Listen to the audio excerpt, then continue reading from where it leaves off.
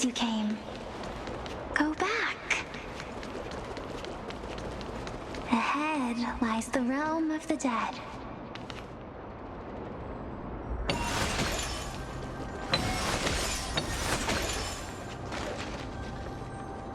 What a beautiful butterfly. Is it talking to us? This is a eulogistic butterfly. They are found in places where many have met their demise. In Idonia, some think of them as manifestations of Thanatos' benevolence. By turning the lingering obsessions of the deceased into these creatures, it is as if the Titan has made life into a specimen. Others think of them as Thanatos' messengers that guide the departed to the nether realm. The second theory sounds more believable. After all, the things they're saying are rather, direct. Perhaps. But the fact that we're able to hear their whispers proves that we're fast approaching the realm of the dead.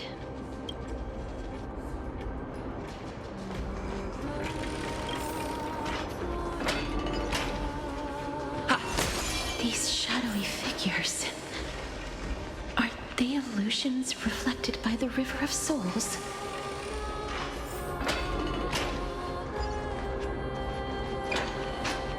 Do you want to buy any fish? Huh? He can see us? Wait. More living people. I'm not selling my fish to living people. You lot are too shameless. Buying fish without paying. If I ever see her again, I will... Could it be that you're all dead souls that never achieved rest? The nether realm does not exist. Titan rejects you. Me. So, do you want to buy any fish? But there aren't any fish nearby. Are the fish gone? The people are gone too. I can only keep selling fish. So, do you want to buy any fish?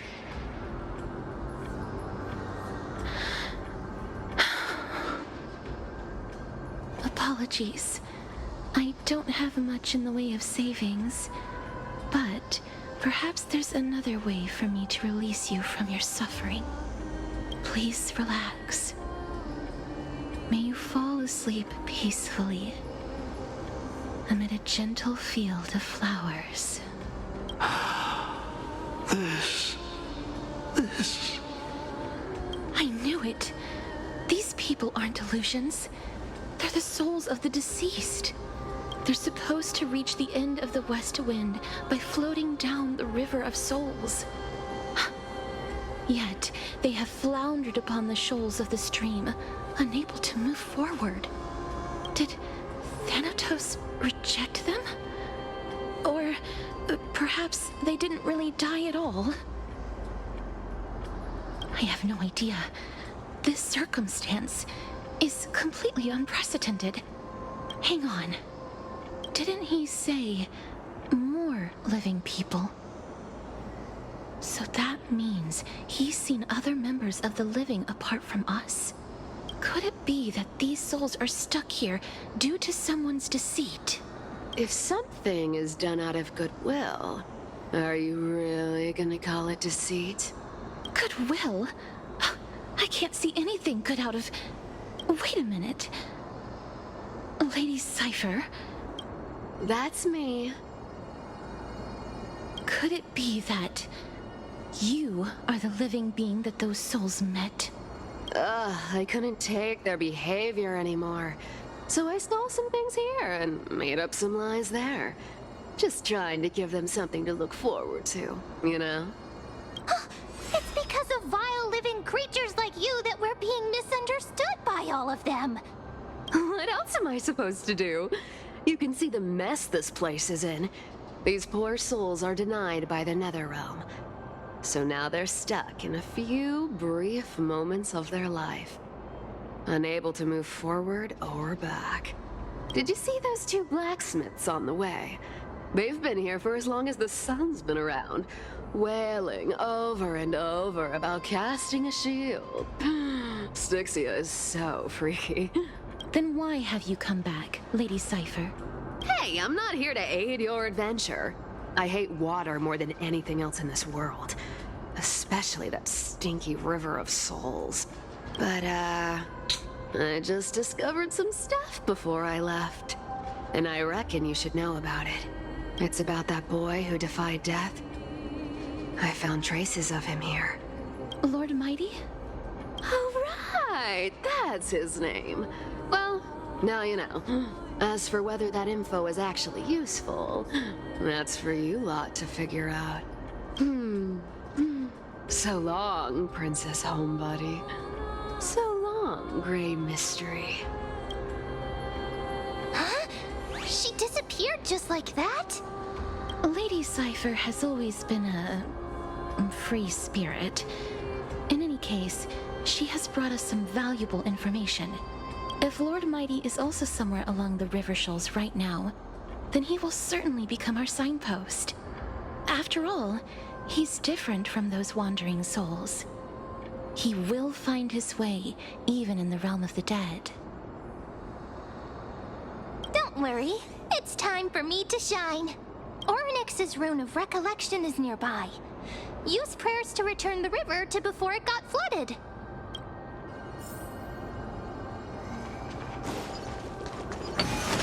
Hey, over here!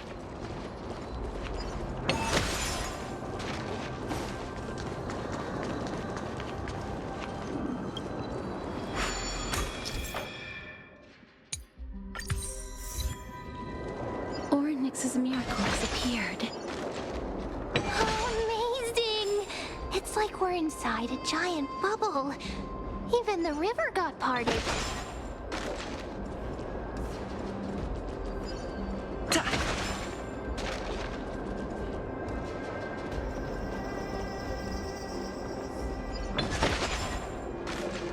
Huh. So this path actually didn't exist back then? There are wandering souls of the deceased here as well. We must first return to the present before we can communicate with them.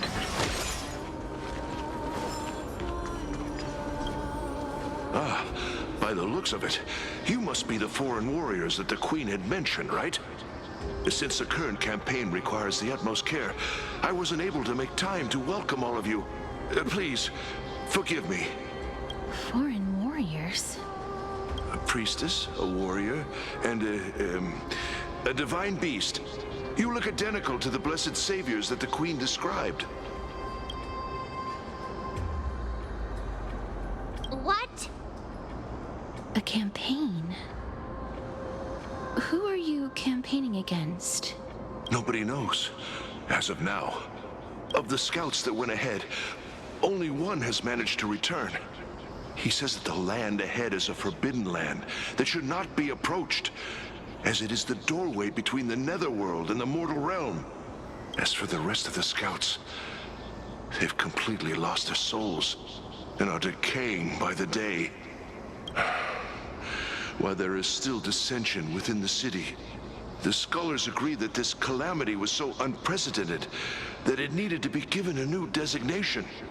An unprecedented calamity. Could it be death? It seems that you have indeed heard about this. Well, death is just one of the possibilities. It's too early to come to a definitive conclusion.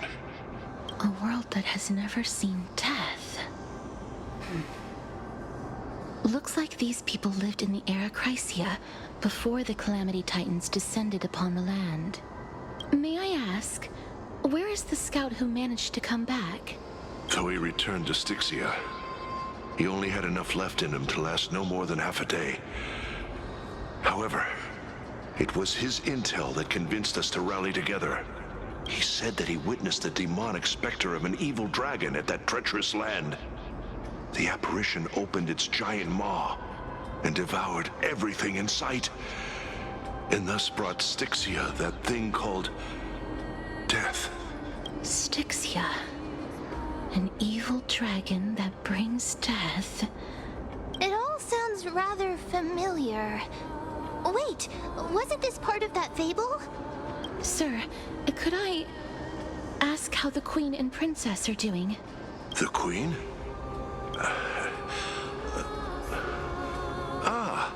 By the looks of it, you must be the foreign warriors that the Queen had mentioned, right? Oh, it's the same lines.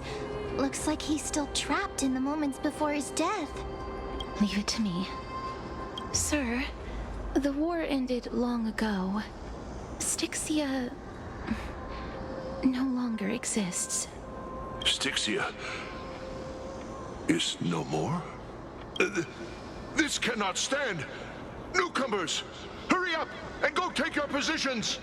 Oh, looks like it's difficult for this gentleman to accept reality.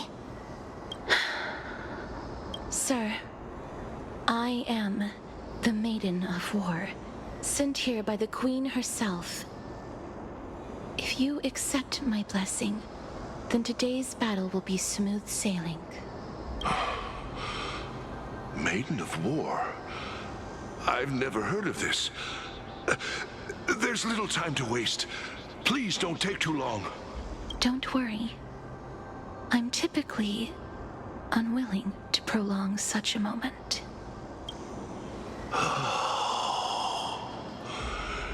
Is it over?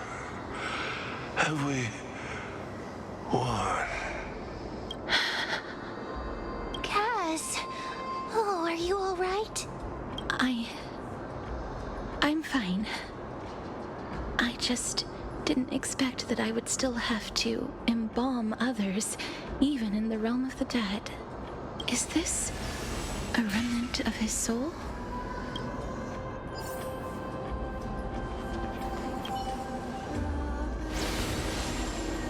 Well then, why should I place my trust in you, holy maiden from afar?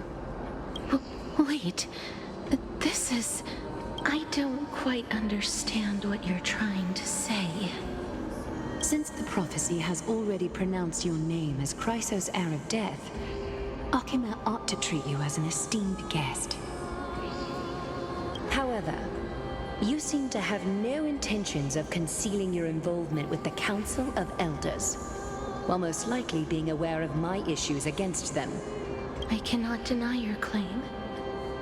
It was the Council that offered this room to me, and they had only one request.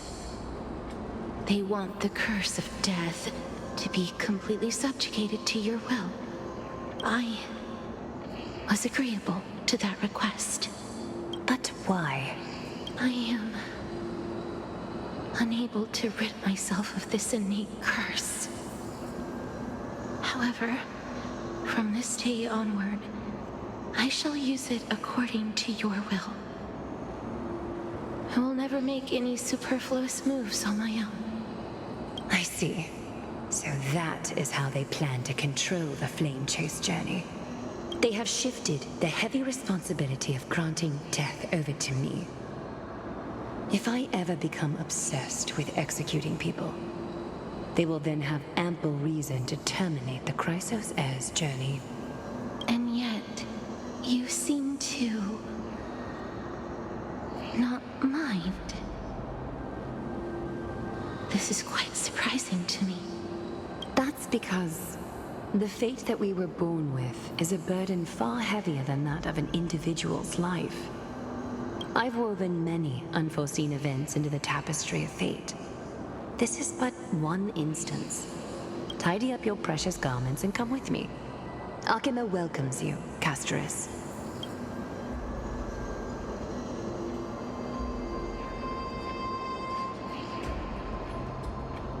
I didn't think we'd find vestiges of memory here. Maybe they've got something to do with Orynyx's rune? Perhaps, but I do not need a reminder from them. This memory is one that I will never forget. Indeed. While my relationship with the Council has always been quite ambiguous, Lady Aglaya has never taken any precautions against me. Instead, she's shown me nothing but complete trust. I really want to repay her for that trust. But why would this memory appear right now? Is this really Orynyx's power?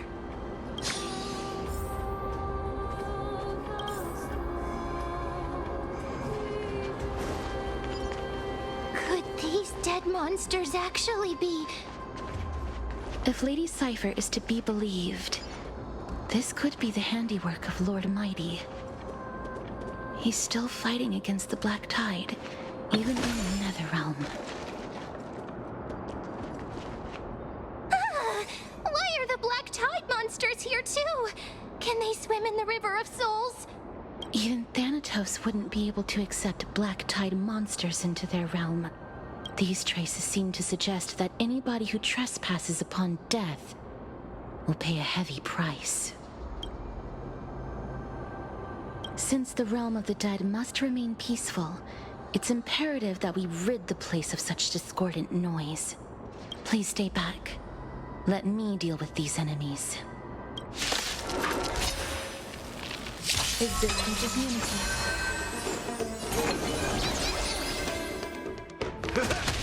Please chair who's here. As you wish. Grace and elegance.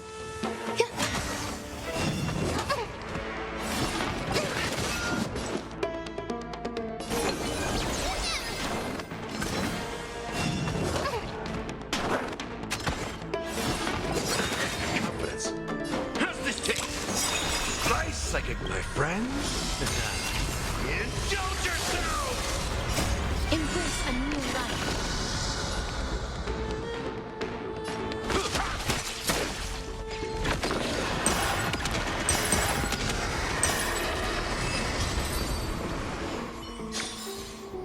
Reach the end of the story in your own way.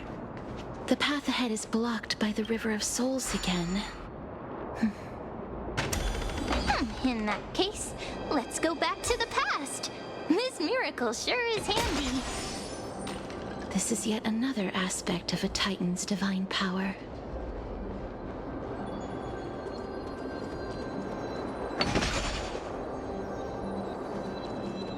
If Dan Heng was around, he'd definitely be able to raise the waters of the River of Souls into the sky.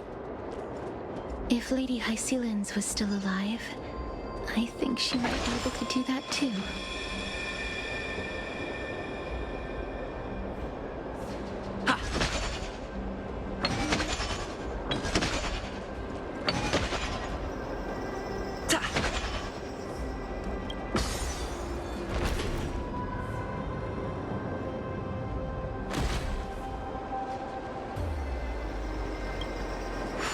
You seem to be able to discern both the past and the future.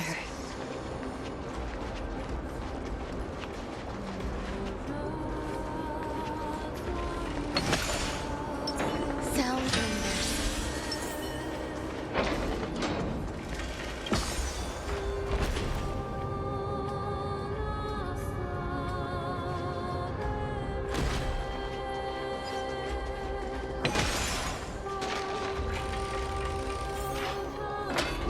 Oh, this place must have been a beautiful courtyard in the past.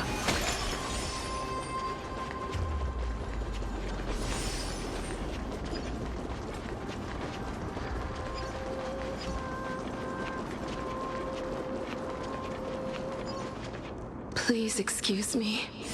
I am but a scholar from a distant land who had the misfortune of falling into the River of Souls and turned into a member of the dead. Huh? This one seems to know that she's already dead. Oh, I was merely speculating. But it seems I was right. And you... I recognize you. You're the Holy Maiden of Death from Idonia, right? I'm sorry. I cannot bring you back to life. However, should you desire it, I can end your prolonged limbo. I'm well aware of that. Even if you were able to revive me, I would never choose that option. That's because I didn't fall into the River of Souls by accident. Instead, I leaped into it to seek my death. Why? If you could see the life I've led, then you would not reproach me so. My life was far too miserable, but I did not expect things to stay the same even in death. What a joke. In escaping my mortal life, I've entered a millennium of pain instead. Circe's above. What cowards humans are. For we fear both life and death simultaneously. I'm sorry. I'm also powerless to answer that question. That's all right, Holy Maiden. At least you are able to respond to me.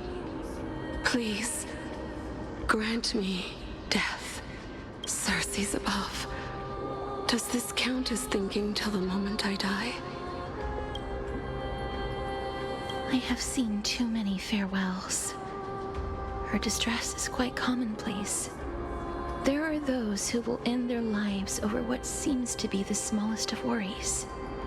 For some people, this power that I possess is a blessing rather than a curse. But I never managed to convince myself of that. Cass, are you still trying to create a world without death? Yes, because when placed under time's vast scales, there is no worry in this world that cannot be solved. This is a wish that I've held for almost a millennium. My mind might have changed once upon a time if people managed to strike up a friendship with me. But I've never been more firm in my conviction. Now that I've learned about your near-death state, it is my duty to wipe death from the face of this world.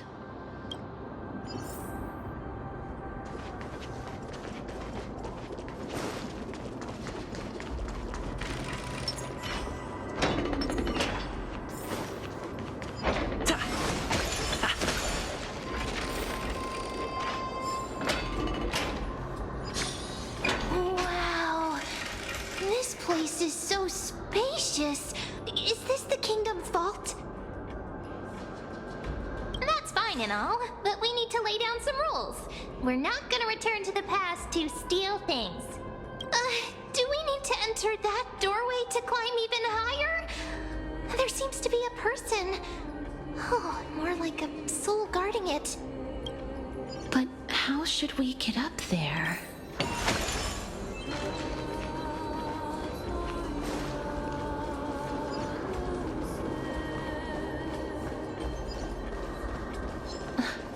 The path is blocked yet again. Oryx's 8 always appears in times like this. How convenient.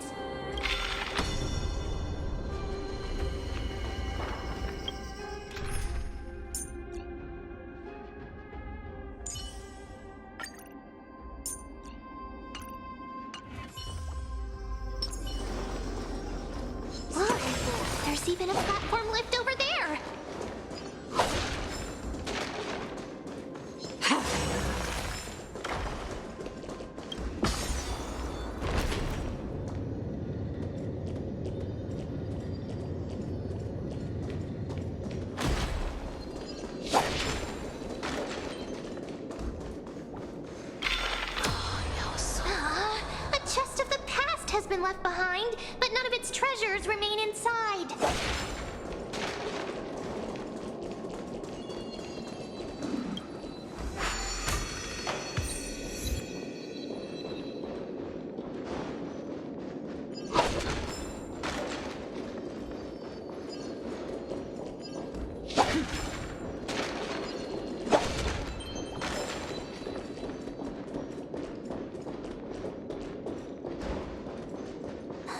Wait, what if the miracle suddenly loses its effect? Ma'am, do you really want me to answer that?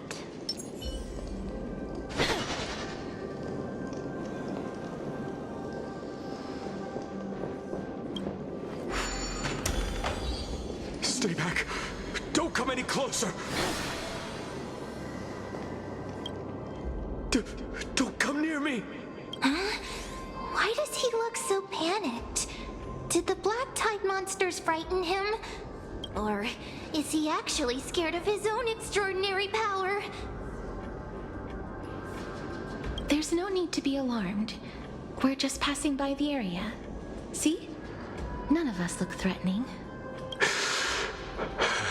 You have a point. Although, while this might once have been the royal vault, it's since been plundered empty. So please go away right this instant. You've misunderstood us. We simply heard your shouts as we were passing by, then decided to come over to find out what happened. My goodness. Did I really yell out loud? How rude of me. I'm sorry to have bothered you. I merely saw a warrior. While that spirit didn't harm me, his blows really packed a hefty punch. A warrior? Could it be? Wait a minute. You seem to be quite different from him. Are you actually alive? How can you walk around here while alive? It's a long story. We're here to seek an audience with Thanatos. Thanatos? Who's that?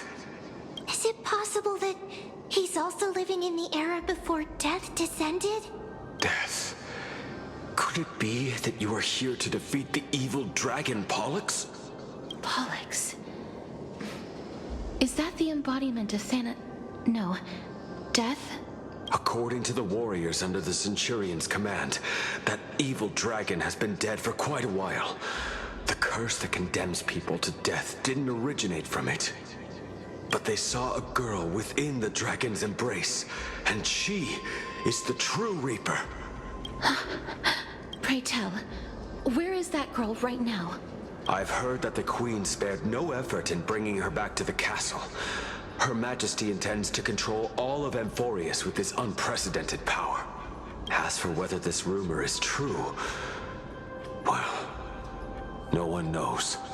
You have my thanks for the invaluable insight that you've given us. Please, treat this touch as a token of my gratitude. You... Are you...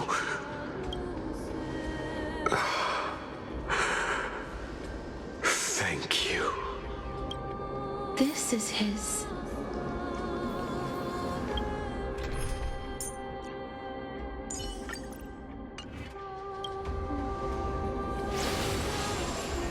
Then you granted him death? That isn't like you. You would have refused even if I commanded you to do so. I don't know. I did it out of sympathy, believing that I wouldn't be racked with agony, but... I am still in a state of turmoil. Sympathy? Sympathy for that youth who triumphed in every battle? That young man was favored by Talantin, who taught him a move that will defeat any mortal enemy with a single blow and emerge victorious every time. He could rely on that move to always achieve victory during Era Chrysia. However, now that death has descended upon the mortal realm, that divine swordplay also means he can send others to death at will. In other words... You feel that he's similar to you? Yes. Since he can never be inferior to others in martial combat, death would be the inevitable outcome every time he strikes. That That's why he approached me and pleaded. Pleaded for me to put an end to all of this. You are perhaps feeling lost from making your peace with death in so abrupt a manner. I have not made peace with death. I've seen the people of Idonia stand tall and proud in the face of death. Even before the fated finale arrived, they were already content with the lives that they'd lived. They had such proud expressions. Expressions that made me believe death would be an insult to these mortals if the concept is truly a power that a god had carelessly cast down upon the world.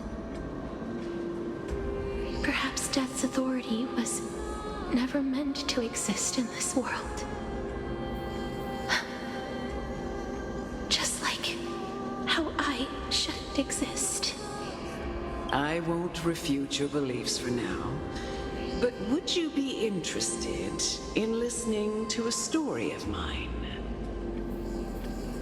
It's a fairy tale from foreign lands, told by the person who brought you to me in that ice field long ago. A tale told by the Queen of Styxia. What? Wait a minute. That means the girl born in the dragon's embrace, the personification of death these souls talked about. That's you, Cass? I've already had an inkling for a while now. But I honestly have no memories of Styxia. My memories only begin after Amunet brought me to Idonia.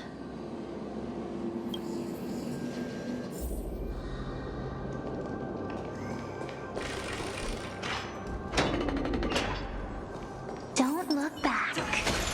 Keep moving forward. Always. It's yet another eulogistic butterfly.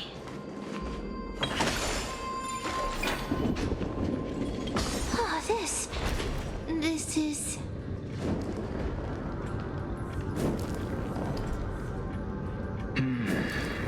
Living ones?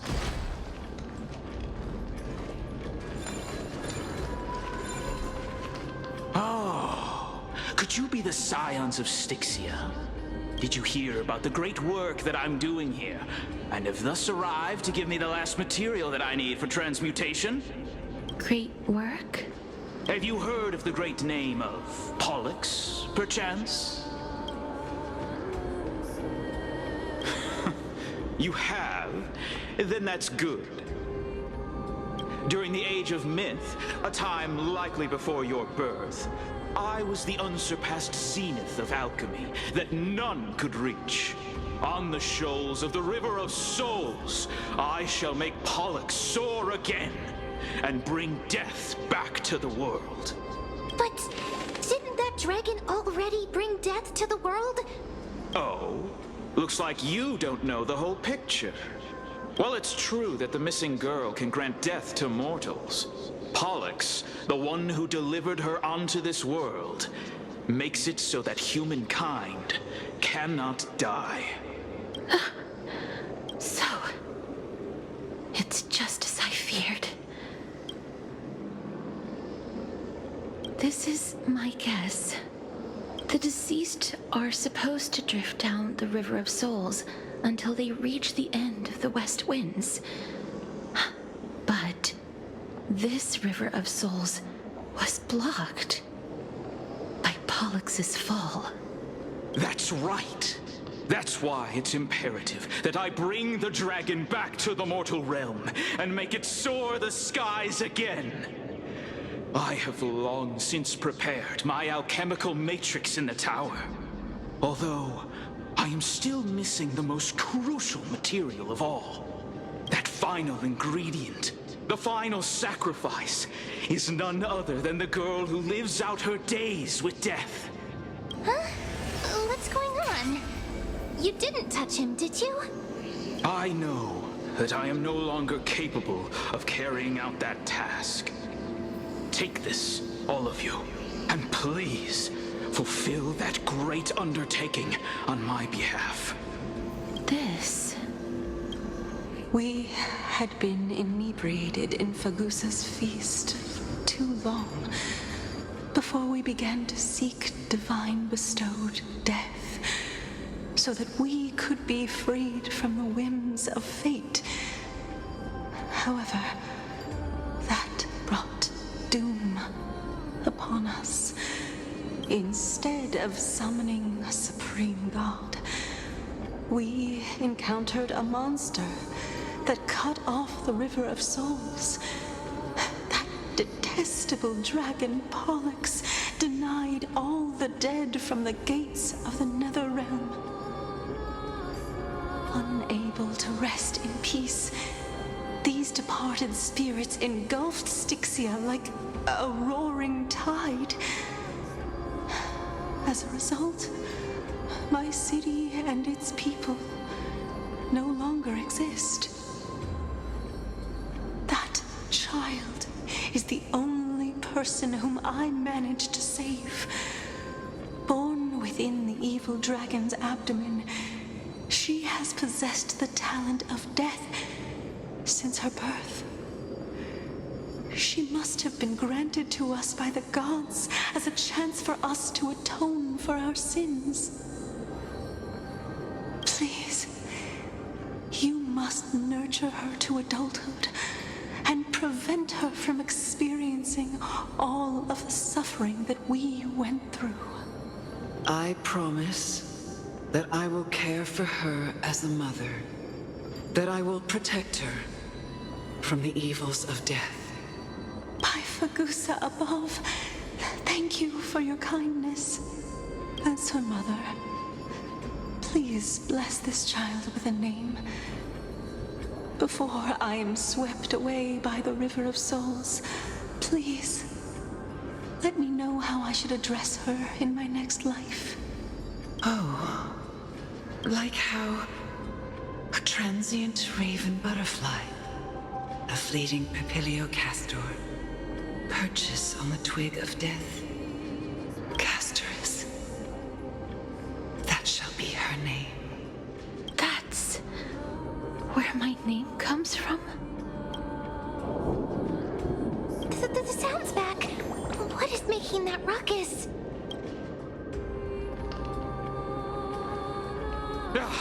Living ones, don't waste your time bickering. The Netherrealm's wrath is falling upon you. Black Tide creations. When did they... Mister, please fight them with caution. Be careful not to suffer the same fate as those Black Tide creatures! Everyone, hide behind me!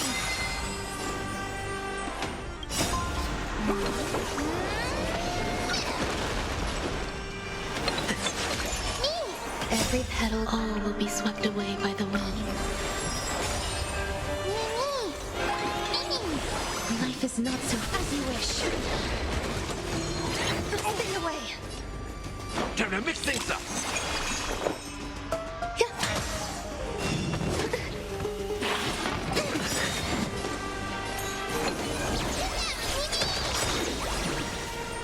Who's here? How's this taste? Embrace a new life. There's so many of them. How are we holding up? Indulge yourself!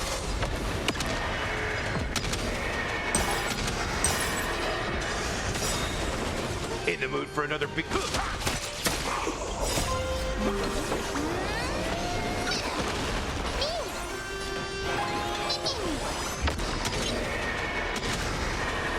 May death protect us! Our souls. For the feast of strife. On their triumphant return.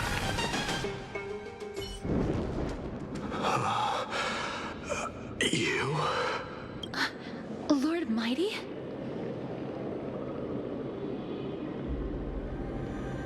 Lord Mighty. you've been through some tough battles once again. That black tide is endless.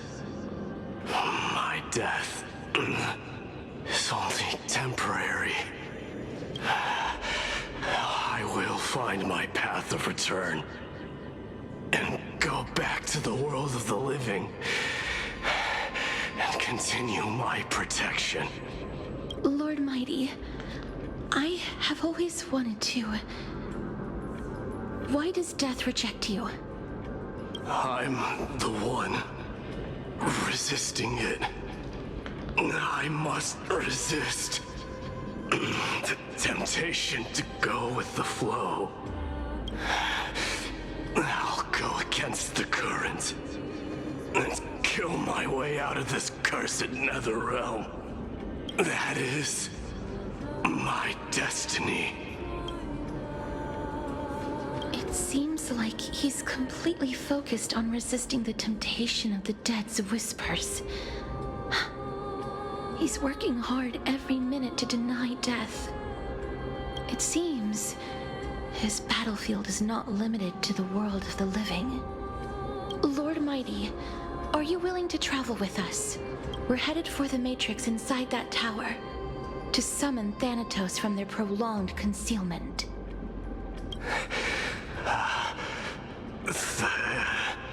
Thanatos. Challenge. Death. That's right. If we can work together and defeat them, you won't have to be troubled by the curse of immortality any longer.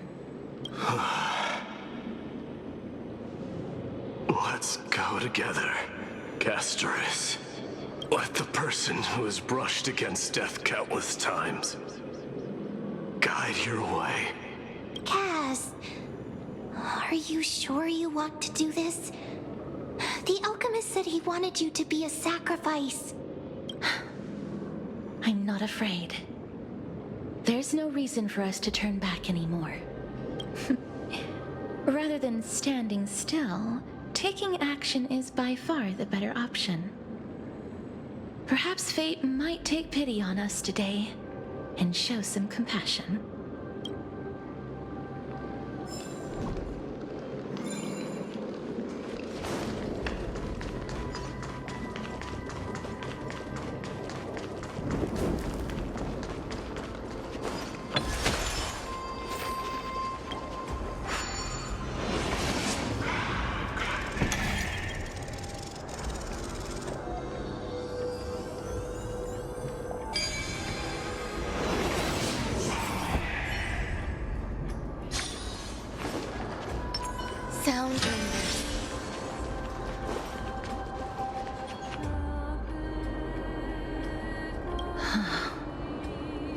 This is going to be difficult.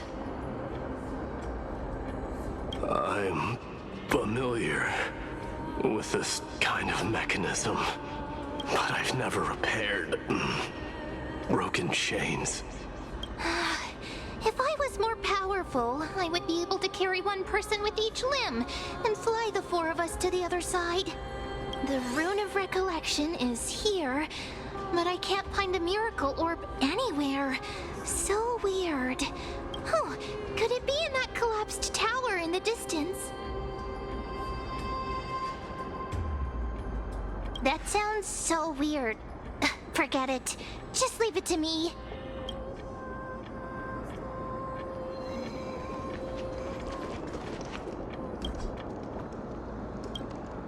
Just shout for me when you need my help! Got it! Just leave it to me!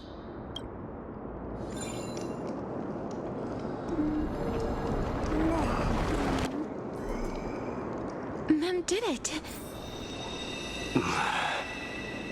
The pink squirrel is very smart. The miracle's range is limited. Please come a little closer. Aren't I a good fit for Orynyx's priest? Of course. You're the most competent priest ever.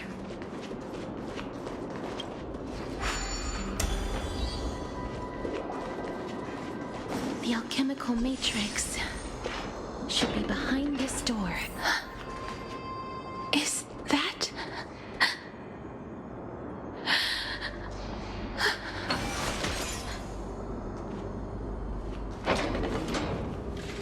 Wow, there are so many of you!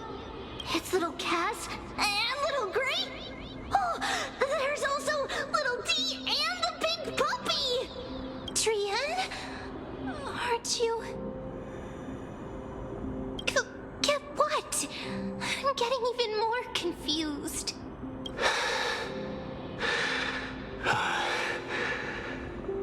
This is the first time I've encountered a deceased friend while going upstream in the River of Souls. It really works like this. Just like the other departed spirits we've encountered along the way. I'm also unable to sense the aura of the living on Lady Trian. Yup, you're right. Trian already knows that she'll not be able to return to everyone's side. But Trian believed that little Cass would eventually return to the Netherrealm. So, Trian has been standing here, at this spot closest to the world of the living, and waiting for little Cass. Oh, it must have been very tough for you. But according to what Trian said, we're almost at the entrance of the Netherrealm. Trian promised Trevi and Trinan that when little Cass got here, Trian would get the gift ready and be the first person to run over and welcome you. So, little Cass, don't cry. Please, accept this. We finally finished it. This is what Lady Trevi once mentioned. The gift for me that you didn't manage to finish. The Holy Maiden of Janus. Even when separated by life and death, their thoughts are still connected. Trian spent a lot of time drawing this. Trian hopes that little Cass likes it. Seriously? It's seriously a wonderful drawing. Lady Trian.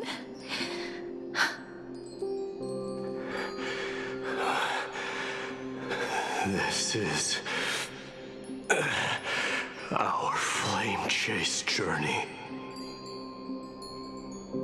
Little Cass, we don't know what your journey was like before.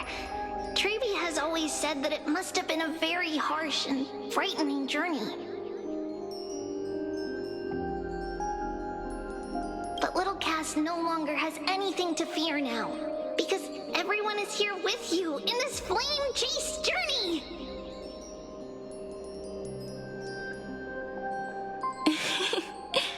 That's right. Only now, when I see Lady Trian's gift, do I realize that I've already obtained so many things I would never have dared to dream of since I embarked on the flame chase journey. It's the first time I've gained so many companions. The first time I picked up the hobbies of crafting and photography. The first time I had dinner with someone else. The first time I went to the market to buy the Chimera doll I'd liked for a very long time and hugged it to sleep. The first time I wore a dress personally made by Lady Aglaia. The first time I went for a walk with Lady Trevi, Lady Trian, and Lady Trinan. The first time I enjoyed the night breeze and looked up at the stars with Miss Hyacinth. The first time I took care of Dromesis with the Trailblazer. Looking back at all these experiences I never thought were possible, it feels as though the scales of my life had shrunk from centuries and decades down to minutes and seconds. And all of them are so precious. I took countless photos in the past, but they're all black and white landscapes. I don't have a single one with friends. If I had known, I would have taken more pictures.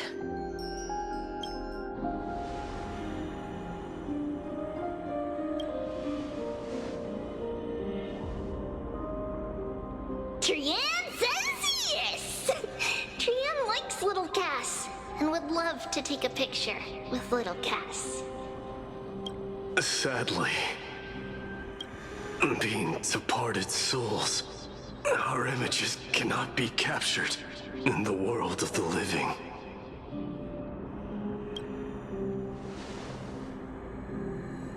I thought so too.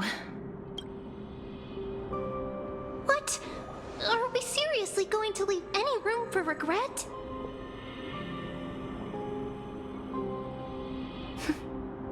There won't be any regrets. This vivid drawing surpasses any photograph from the world of the living. Little Cass smiled. Treevee, Trina, and Trian's wishes finally come true! I remember you once said that fate is not the flowers that bloom at the end of the road, but where people tread beyond the gate. Now, the path that belongs to me is about to reach the end. Thank you for bringing me the final key. Key? Little Cass, why are you talking in riddles all of a sudden? I have a feeling that soon, this gift of yours will become the key to saving Mister's life. Wow, that's amazing! Then keep smiling and carry on bravely! Little Cass, Little Gray, everyone, see you tomorrow!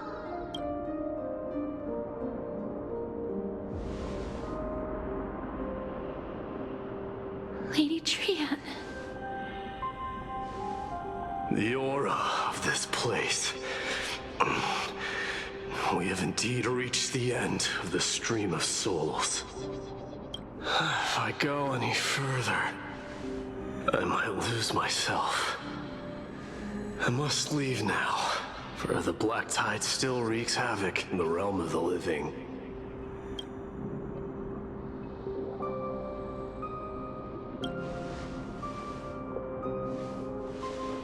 I have broken free from the chains of death countless times. This time will be no different. Castorus, will you fulfill your duty for the flame chase? I have yet to make my decision, Lord Mighty. No matter. Make the choice your heart desires. Even if it takes 1,000 years of waiting, I will continue to fight till I die. Then rise from death till the miracle descends.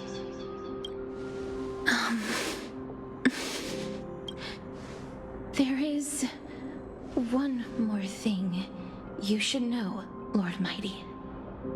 What is it? Professor Anaxa may have deduced the principles behind the Era Nova. You and I may be reincarnated as strife and death in the next cycle, becoming calamities wreaking havoc upon the world. I see.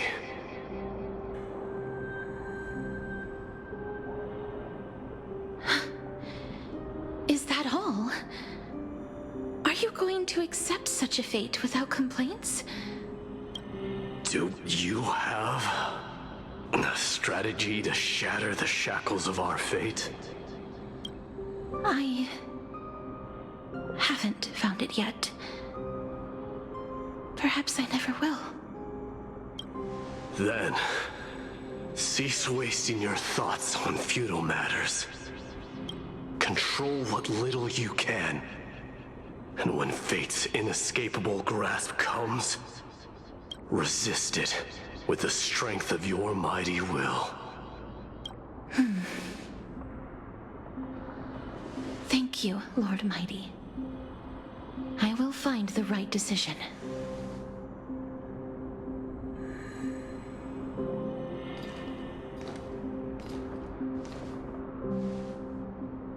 In the name of strife, may you meet a fitting end. This must be the alchemical matrix the spirit mentioned. Let's see. We need to insert Aquila's sky, Georios' earth, Kethali's fire, Fagusa's ocean, and Nestia's love. It seems our sweet Princess Homebody has made up her mind. In that case, seamstress, I suppose I no longer need to deliver your message. My time is rather precious after all. Whether you wish to break free from death or not, please, follow your heart. By the promise you once made, I ask that you fulfill your duty one final time. Castorus, please, live as a human, and die as one. According to that alchemist, the final piece is supposed to be me. However, he is not privy to the past, and therefore cannot see the full picture. The past? I saw the twins of death in Kethali's memory, and now I am certain that I was one of them. The trial of the Hand of Shadow demanded taking the life of your family. I died during that trial, falling before the gate to the new world. And my sister, whom I never met, became the Titan Thanatos of this cycle. She was consumed with regret over my death, so she used the Titan's authority to reforge my soul. Yet, it also means she has never revealed herself to anyone, hidden away from the entire world. That's because the Titan she became already fell at the start of everything. They died for me, and now lie in slumber in the River of Souls. You mean Pollux? That's right. The River of Souls is no material river. It cannot be blocked by ordinary means. Only a divine corpse can prevent the dead from reaching the next world. And that's why we have to awaken Pollux from death before we can retrieve the core flame of death. We have to reforge its body with the power of alchemy. But Cass, if that alchemist speaks the truth, does that mean you're also part of the dragon body? According to those departed spirits, I was indeed born as the dragon's twin. But before we talk about that, have you heard the sighs?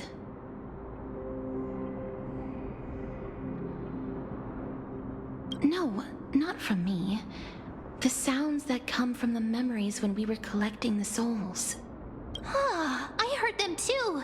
So what are those? I think it's probably the sign of Pollux's wish being fulfilled. They must have realized how heavy a price they'd need to pay when they used their divine authority to resurrect a dead woman. That's why they exerted every ounce of their strength to send me to Styxia, a city that called for death, a land where none is hostile to death. They never saw their wish fulfilled and fell so prematurely, all because they wanted to give me a new life. Pollux must really want to know how their sister has been after giving their all to save her. That wish is the reason Pollux's soul still lingers in the mortal realm even after their fall, quietly watching and documenting every detail of their sister's life. So instead of picking up objects on the way here, we were instead showing things to a strand of yearning that lingers here. Now, we must weave these yearnings together and restore them into Pollux's complete soul. but all of this This is just a hypothesis, right? What if we go through with the ritual and it turns out totally different?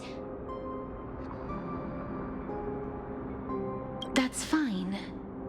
As Professor Anaxa often reminds us, such is the nature of alchemy. The true outcome can only be known once the process is complete. This is why alchemy is also known as the miracle of creation. Now, the puzzle of Pollux's yearnings is nearly complete, with only one final piece remaining. I shall reveal what they have been yearning to know in the alchemical matrix. I will show them my whole life since I left Styxia. Lady Trianne has already drawn a picture of my entire life, and it is now in my hands.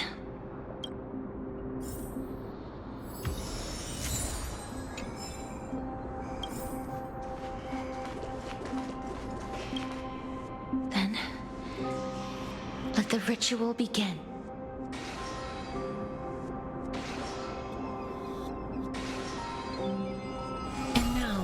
The objective is complete. That is all. Such is what Professor Anaxa always says after preparing for an alchemical ritual. And now, Pollux, I shall lift you from the river of souls and reforge your soul. Perhaps you will be disturbed by this, and your body may become horrifying to behold. But if even the slightest trace of your soul remains, the soul that once ferried me to this side of the shore, then please, look at me. I wish to thank you in person. I have obtained everything you sacrificed your divinity for. Lady Almanette. Did she recognize you? Oh, she must be the first soul we can communicate with here, right? I'm afraid she is just another spirit trapped here, like the rest of them. The only difference is that I was there when she died. Please, go on. I'm listening. Are you about to tell the story of Styxia? Yes. You're just as smart as I imagined, but... never mind. Now's not the time. There's no need to worry, Elder. Take a look around you. You're already at the resting place of the dead. The world of the dead? But how? I understand that you chose to remain silent about the story to protect Casterus, the girl who coexists with death. But you no longer need to hide that story. I can assure you that you have protected that girl's life well. Oh, well... in that case, let me begin. Styxia, the pearl of the ocean, plagued by unwarranted calamity and ravaged by death in the fairy tale. It was the first city-state to shift their faith towards death, even before Idonia did. From where you stand now, I suppose that's a bit hard to believe. Right? Indeed. I cannot imagine that those from the era Chrysia, blessed with eternal life, could ever yearn for death. I have pondered the same question, child. But I am afraid there is no clear answer to it. Journeys and epics are only glorious and magnificent because all things eventually fade to dust. That's how someone once explained to me why death isn't necessary to the world. But I still can't take that as the final answer. Would a world without journeys and epics be worse off? I take it the one who spoke this line was a general, or perhaps a warrior. I, however, did find some inspiration in these words. Would you like to hear my thoughts, Casterus? Please enlighten me, Lady Amunet. Though I have already made up my mind on how to handle the authority and core flame of death. Your words might truly guide me toward the path forward. You and I are neither warriors nor generals. Therefore, journeys and epics cannot truly resonate with us. But what if I reframe it like this? What if love is not a trait bestowed upon mortals by Nestia, but a blessing from death? Love. No one ever invented the word cherish in the era when life was eternal.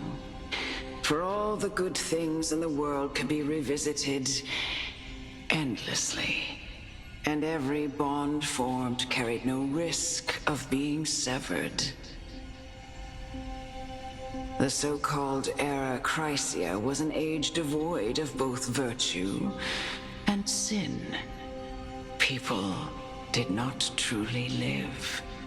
They simply existed, going through the motions without passion or purpose, then waiting for something to happen. Perhaps the people of Styxia chose to embrace death not out of fascination with its cruel and fearsome side, but instead became fixated and obsessed with the impulses and desires tied to a finite existence. Therefore, death is not a thing of fear and desperation, but... That's right, Casterus. It is the reason we shed tears when parting ways, and also the original spark that ignited the passion of mortals. If you truly intend to deprive the world of death, then be prepared to witness it return to a state of stagnation. I understand, Lady Amunet. Our limited lifespan shapes all that we know and love. Not even the Death Titan has the right to take that away from humankind again. Nestia's love was the chrysalis of Gold's first blessing, but it most likely wasn't understood by mankind. We only learned to interpret this wonderful gift after Thanatos' arrival. If the world was bereft of death, then the Queen of Styxia wouldn't have played midwife in delivering me into this world. You wouldn't have welcomed me into Idonia, and Aglaya would never have invited me to join the Flame Chase journey. None of these stories would ever have happened, and I would never have lived, let alone found happiness. Thank you, Mother. I will use all the love I've experienced in this long life to complete the final miracle. My teacher, Anaxagoras, grant me the wisdom of all things. I call upon thee, the stripped dead dragon's corpse.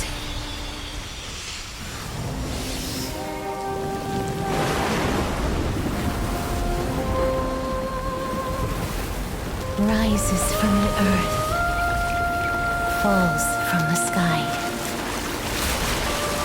As above, so below. This is the greatest power of all powers. Unstoppable in this world.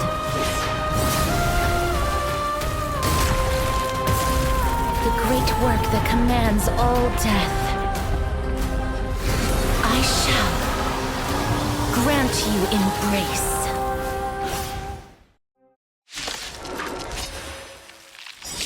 Eternal melody.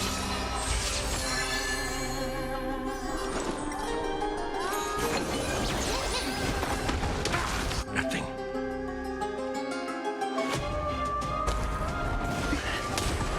Is the girl who once saved my life truly gone? Or will you show yourself again? This chance to eradicate this hate.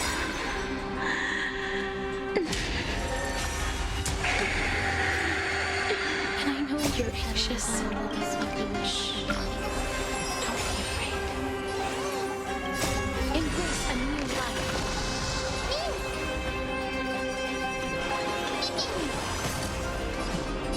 Darkness with me.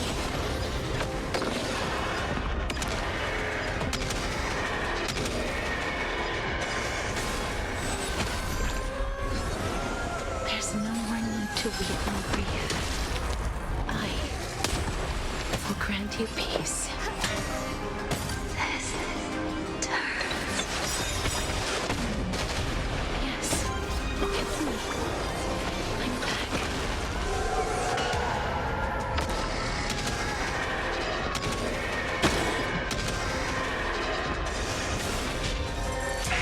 Be careful. They may be moving by instinct, but there is fury welling up within them.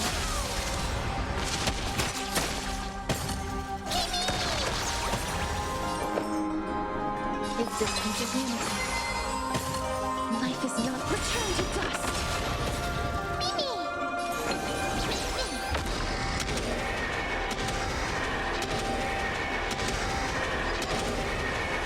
May death protect us.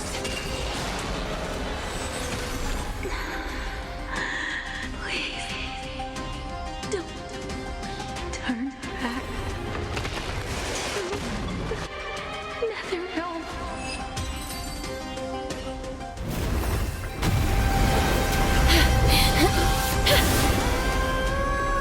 Oh, death. Sleep in peace.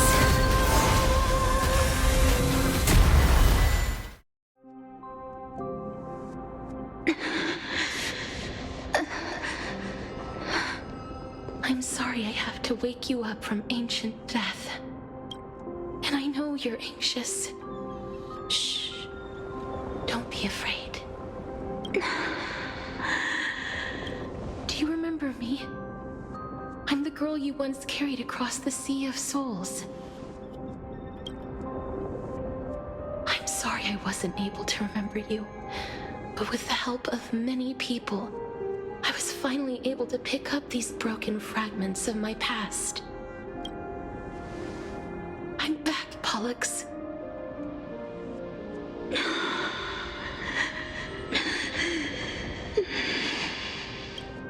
I know this might not be what you wanted.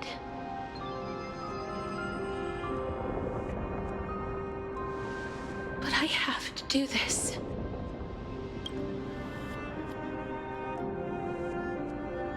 So please, carry me across the Sea of Souls again and return me to the Netherrealm, just like you did in the past. Please take me to where the core flame of death rests.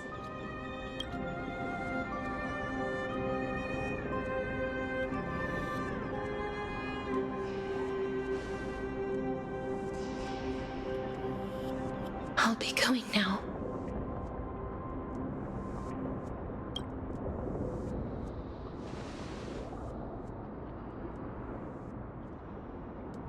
They may look scary, but as long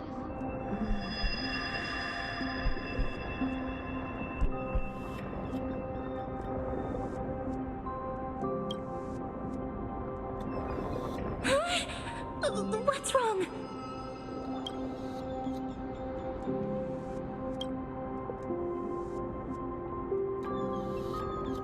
Are you... What's wrong with him? His time is almost up. If I don't go now, I'm afraid his soul will return to Thanatos' embrace before me. What? Oh no! Is there anything we can do? Don't worry. I promised I would ask Thanatos for the Trailblazers' right to roam the Earth again. Mem, stay here and keep a close watch until I return, all right? All right. I'm the best at taking care of others. Go on, Cass. Make sure not to leave yourself with any regrets.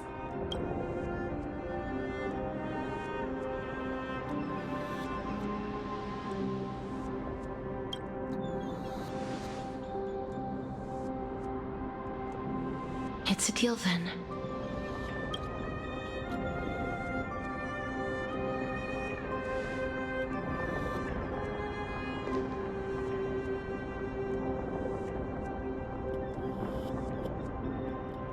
Please.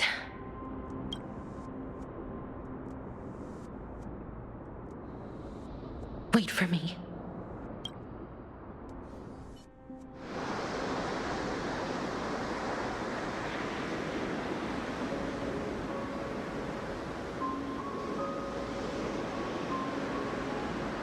After all that, you still ended up back here.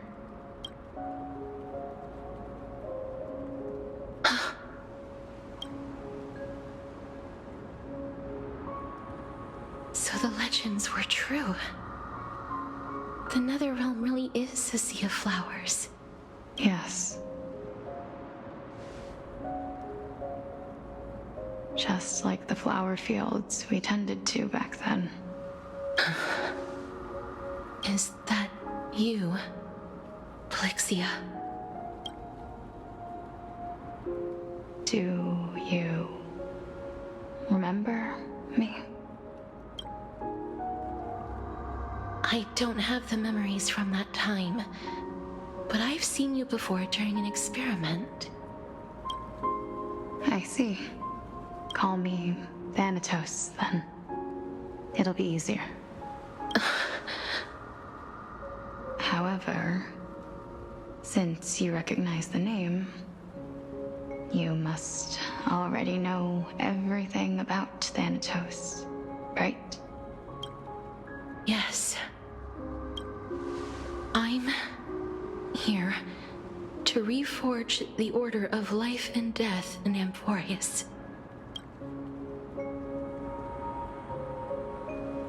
You know, my sister was a sympathetic, but rather sensitive person. Whenever she didn't want to say what was on her mind, she would avoid eye contact and look off into the distance. Just like what you are doing now. Can you tell me about the last Era Nova? What did you do, Plexia?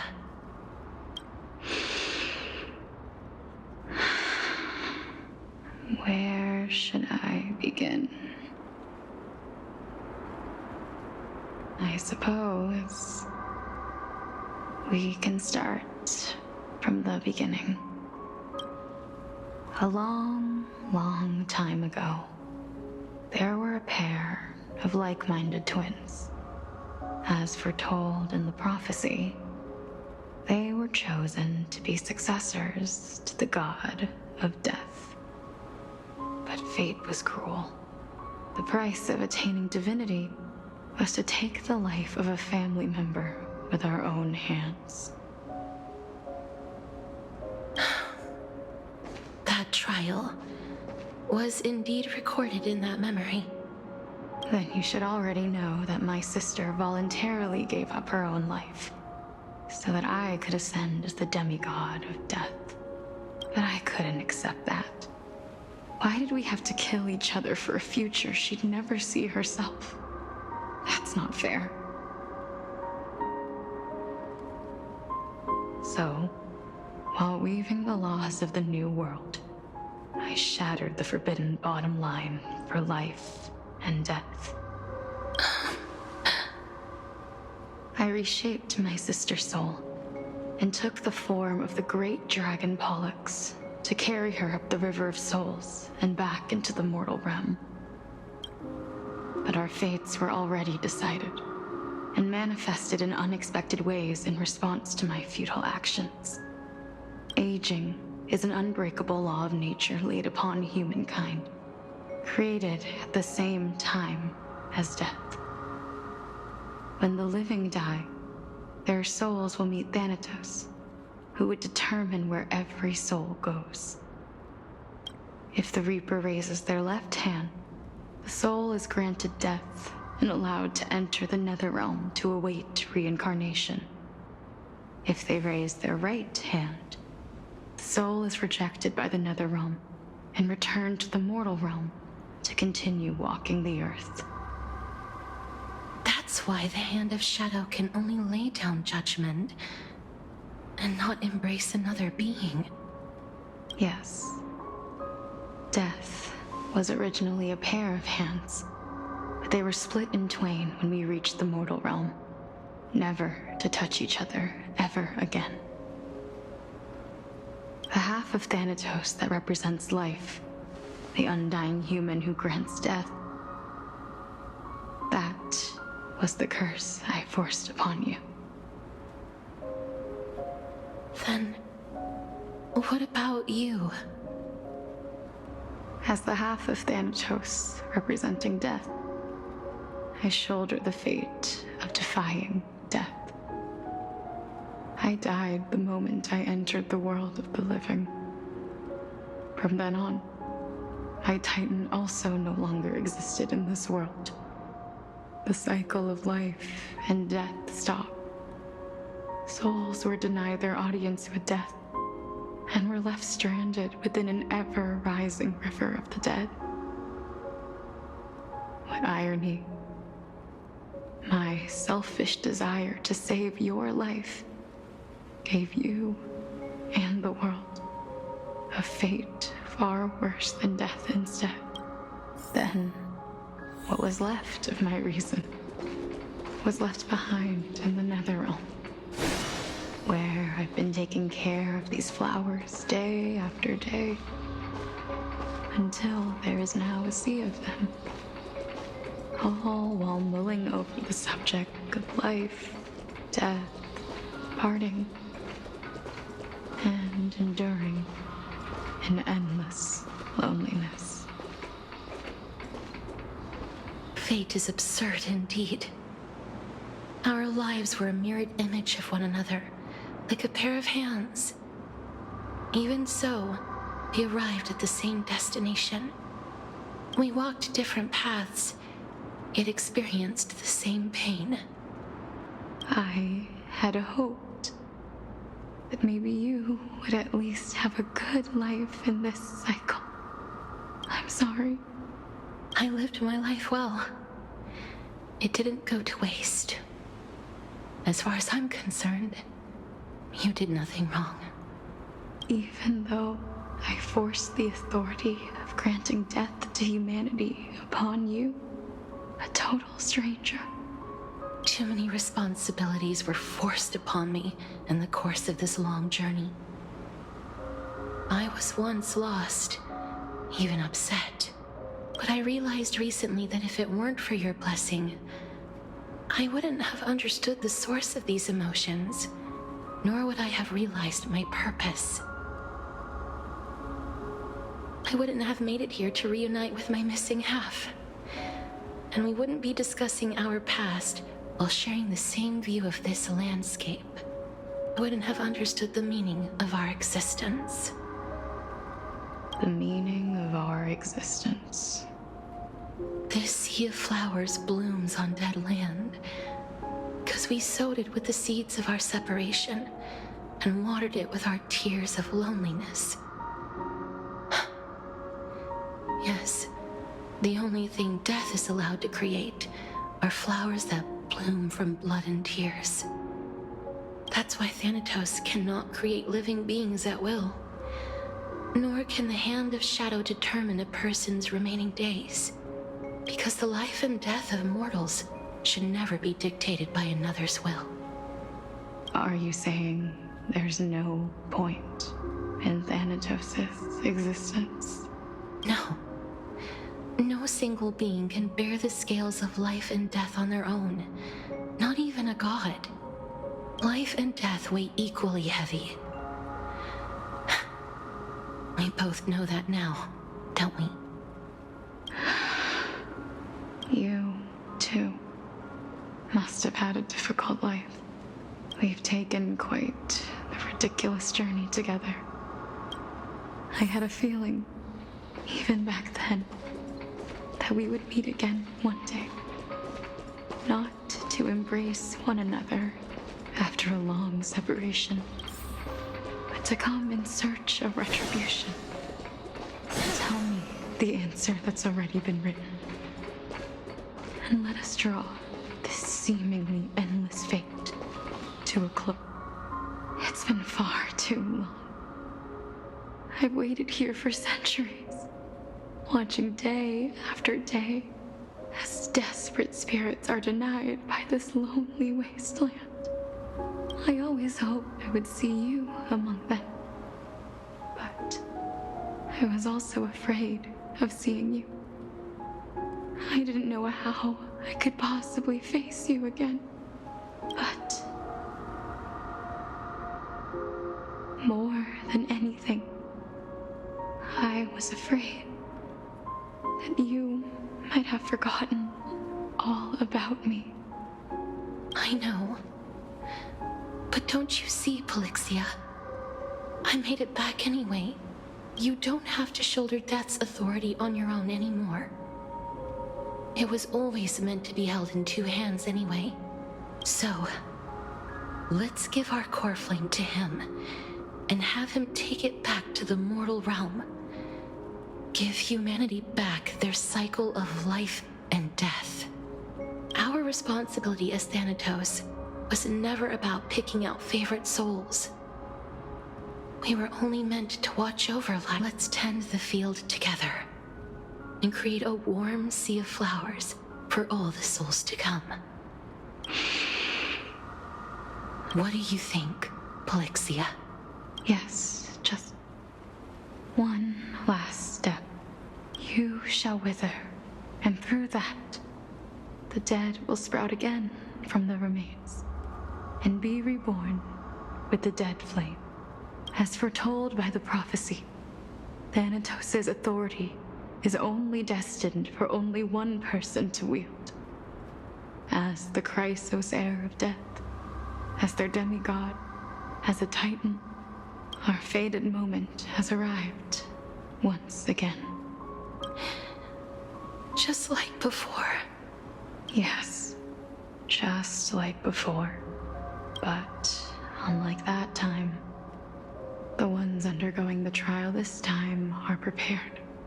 You've made up your mind? Yes, as dictated by fate. But I won't be afraid. As long as you're here with me, complete your trial in this life. Grant me the embrace of death, and light the spark of life ablaze. You've been tempered by life and death. I know you'll be able to give this wasteland its first breath of life, like a raven butterfly, flying swiftly into the netherrealm, perching on the twig of death. I will. After this, I will remain permanently in the netherrealm. The river of souls shall return here and rain down from the sky, scattering souls across the earth. The cycle of life and death will flow once again. This sea of flowers you sowed shall bear countless joyous or sorrowful souls, and bloom evermore.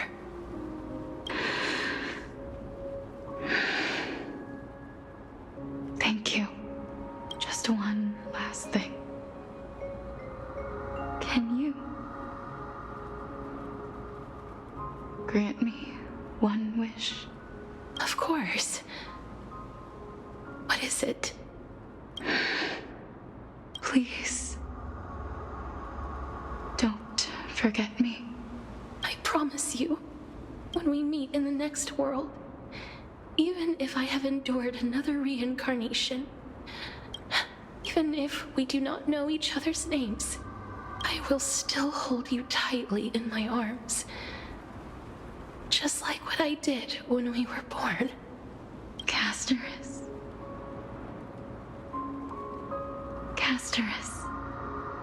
You're as beautiful as a fleeting butterfly.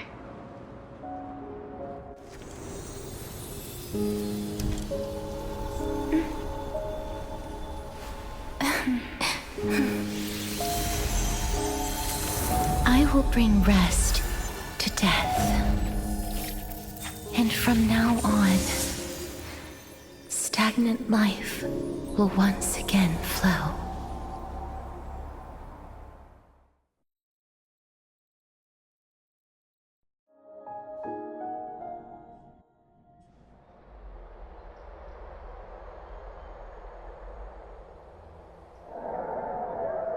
Time flies. In the blink of an eye, the 15th entry hour is already at hand. When this farce is over, your soul will be placed on the scales of life and death. Are you ready? No need to ask so many times. Of course I am. Then why do you drag your feet? Is your fear of crowds holding you back again? I simply find them too noisy. Paying attention to conceited fools like them would be an utter waste of my time.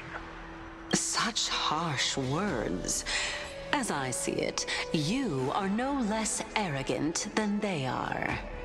I couldn't agree more. Oh. I did not expect to hear that from you. Are you not going to refute me? I know myself better than you think I do. At the very least, better than a stowaway like you. And they say men whose ends are nigh have but kind words. Well, that is exactly why I chose you. Should I thank you for the compliment? The hour of the trial has come. Do you have an answer for me? And how will you prove the veracity of your argument? I suppose there is no point in putting this off any longer. Do you recall where we stopped the last time? You were saying that Amphorius's history is cyclical. Indeed. The demigods that bear the core flames eventually become the new titans at the world's end. Remember what happened on the Holy Mountain? Calypso, Naias. As their destined ends approached, one by one they left this world, leaving only the twins, who are fated to succeed death. Unfortunately, while their journey is consistent with ours, you and Calypso, as well as Nikador and Naias, act as supporting evidence. I can only come up with a rough sketch for my theory of a cyclical history. For all the pains I took to reach this point, I had already lost hope of ever obtaining definitive proof. After all, the past is in the past. Proving that we are the legacies of heroes of the past is a hopeless endeavor. That is, until I met a girl named Polixia and her sister. If Casterus was truly sent from the past to the present for the Titan's self-serving reasons, then having lived through 2 cycles, and with Styxia as the pivot, she will no doubt be the link to connect all of this together. If the Twins of Death can bridge 2 cycles to reunite at the shores of the Sea of Souls, then my hypothesis will no longer be just a hypothesis. And you too will get the answer to your question. Well, that is all well and good, but how can you be so sure? If there is even the slightest error in your hypothesis, the girl will be shattered. It matters not. The most important quality a scholar must possess is foolhardiness. If you are overly cautious, then you'll never have the gumption to make the first step, and change will never come. Besides, I, an Exagoras, am destined to overturn this farcical world. Come, let us go and teach those pathetic worms one final lesson.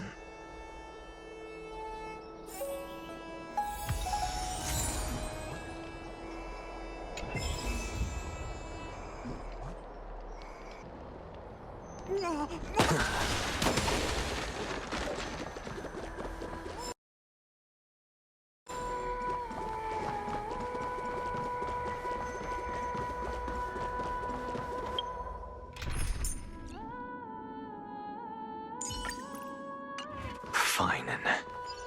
So they are leaving the final debate to him. Let those Chrysos heirs who started this terrible war hear you. Let them hear the voices of the people!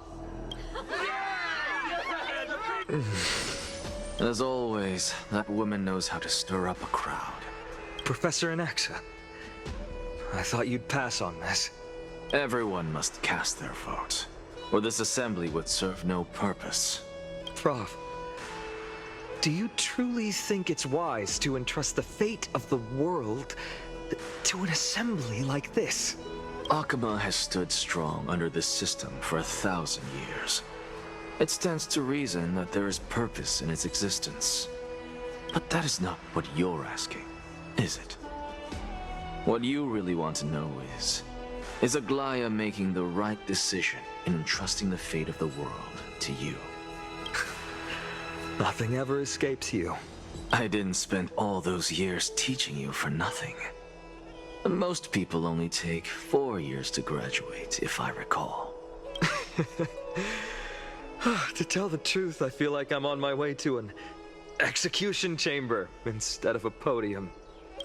So, do you have an answer to that question? No, I don't.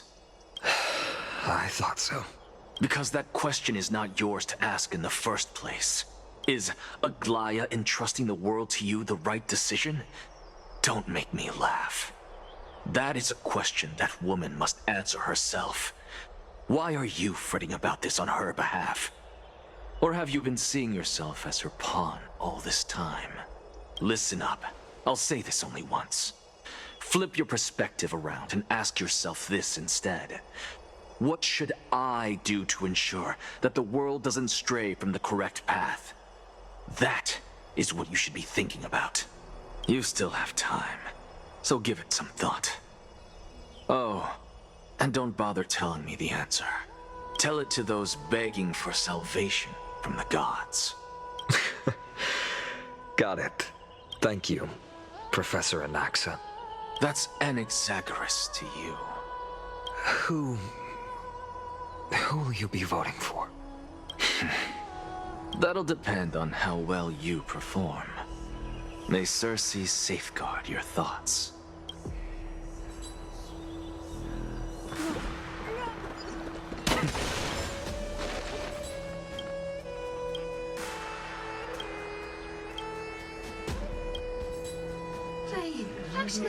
Elders and citizens, silence, if you please.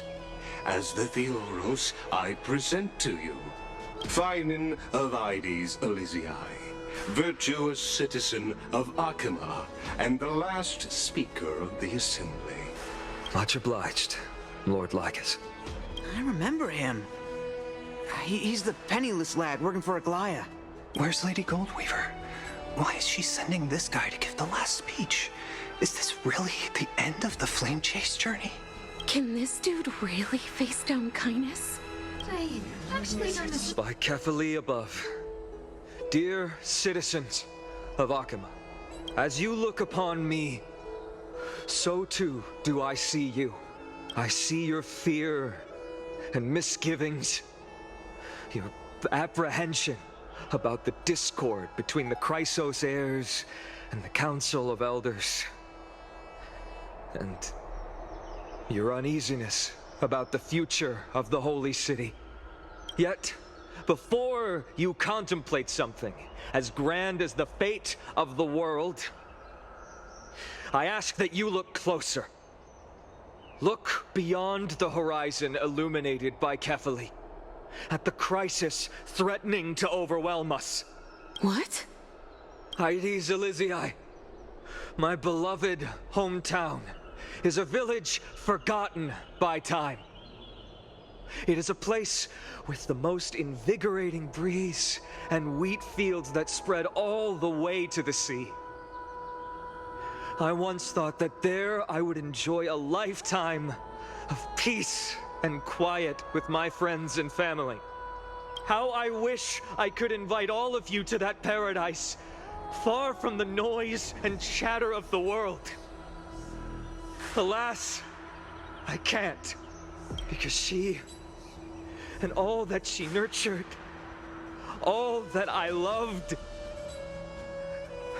they have long been devoured by the black tide.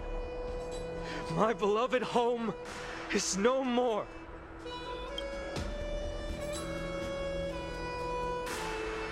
I will never forget the day the black tide struck. My father, Hieronymus, fought with a broken sword to his last breath to protect his child. My mother, Aldada, she was ripped apart by monsters. Also, I might live to stand before you here and now. Galba, he was a hunter. But in the end, those arms that once drew a bow instead embraced Piso, his beloved son, as they both breathed their last. Pythias, the teacher, risked her life to save her students, but a burning beam fell on her, crushing her. And what of Livia, her daughter? Did she make it out alive? No, she didn't. Livia, Piso, and so many other children, my childhood friends, they were all swallowed by the black tide and turned into monsters. They kept saying the same thing over and over. Even up until the final moment, I finally steeled my heart and granted them eternal peace with my sword. Why, Finan? Aren't we the best of friends?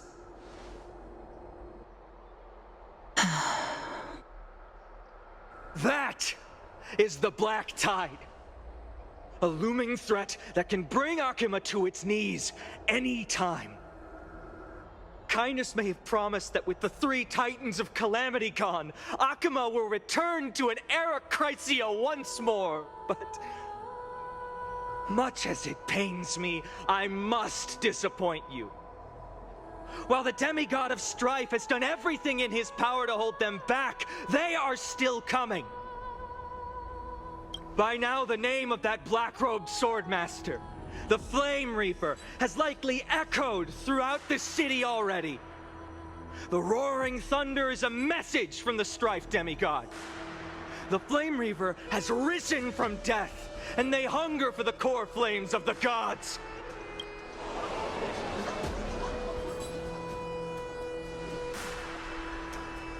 Lies! If such a powerful enemy is indeed approaching, why is Akuma still a picture of peace? Exactly! The city of Akuma shows no signs of pandemonium or chaos. And why is that? I beg you, spare a moment to think about this.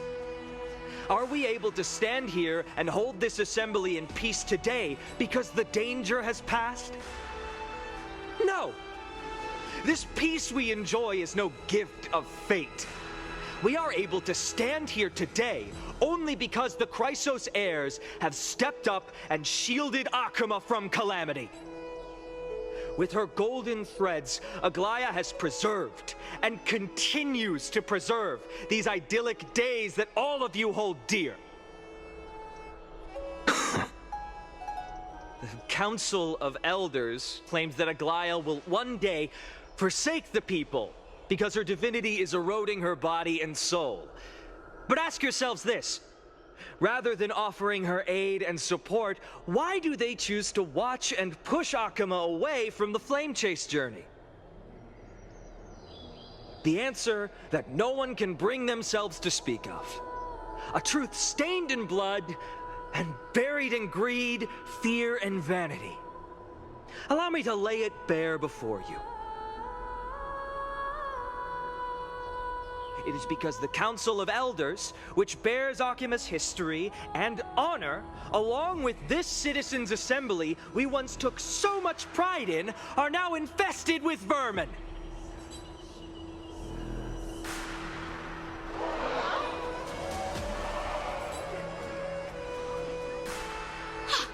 You insolent whelp! How dare you! It is true that Aglaya has reached her limit. Why?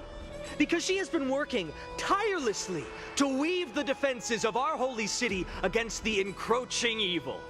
All while these vermin are making up baseless accusations about her and scheming in the shadows. Not once has she ever failed Akama. Yet these vermin attempt to tear her apart, tarnishing her name with unfounded allegations. She may have been blessed by divinity, but hasn't her heart always stayed true to humanity? They attempt to mislead you and reduce this assembly to a crude standoff between gods and humans, but citizens of Akama. Once more, I implore you to open your eyes and look at those around you. Examine them closely. Beneath all that finery, do you see the good heart of a human or the poisonous glands of a pest? Make your judgment, then turn your gaze to the demigods whom so many of you regard as cold and merciless. Do you not see the light of humanity in them? And those who wear the mask of humanity yet utter only hurtful, slanderous words. Can you not see that their souls have been corrupted by power?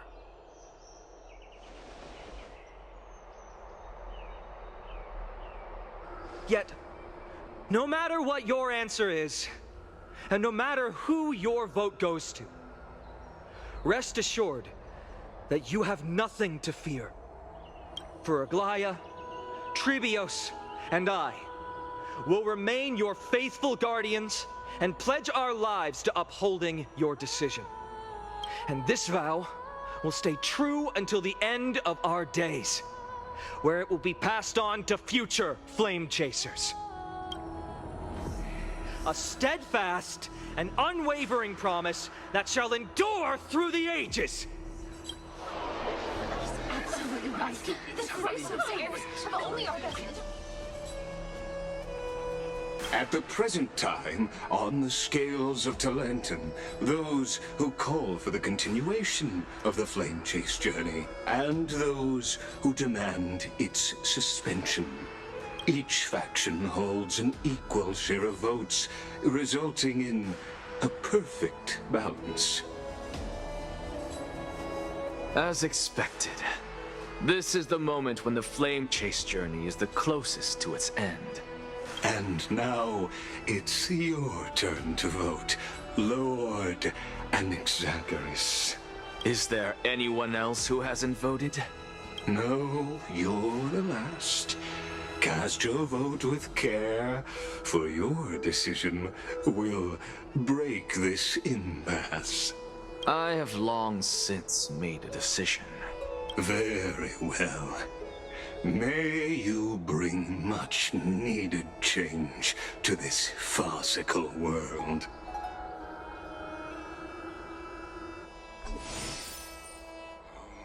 The last vote. Vote for kindness.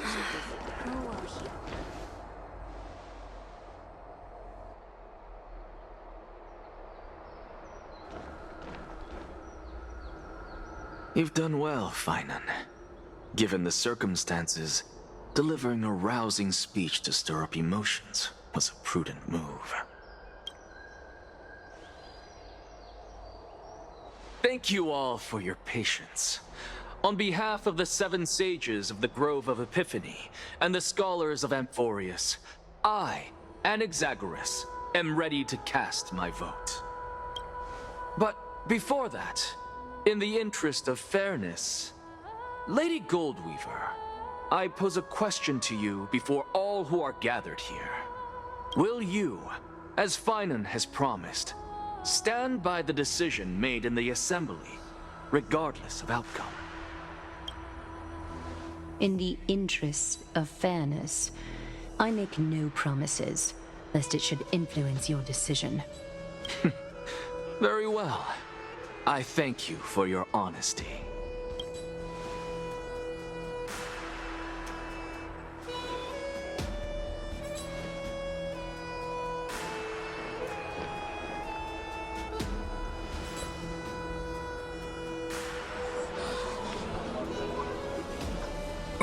What's he doing? The stakes are high. Let's be patient.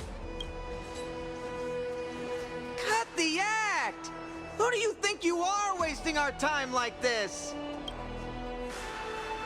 Lord Anaxa, please do not forget that I... Rule number 1, do not call me Anaxa. Rule number 2, never interrupt me. Silence is golden.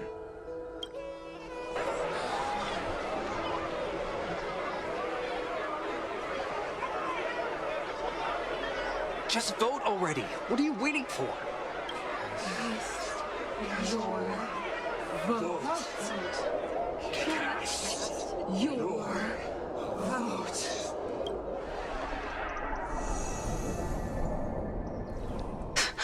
I cannot help but wonder, is every hardship in the world something you will exploit and use to your advantage?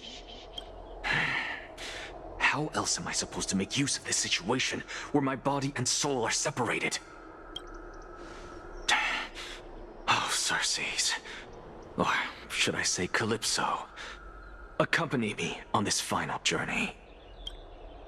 Let us journey to the Netherrealm and see how she will substantiate the answer to your question and validate my decision. We need only to follow the sound of the tides.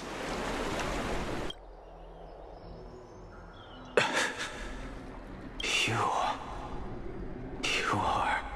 Well done, child.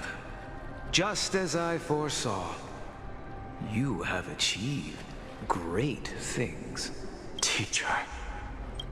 What a twist of fate. A blasphemer raised in the doctrines of the Venerationists.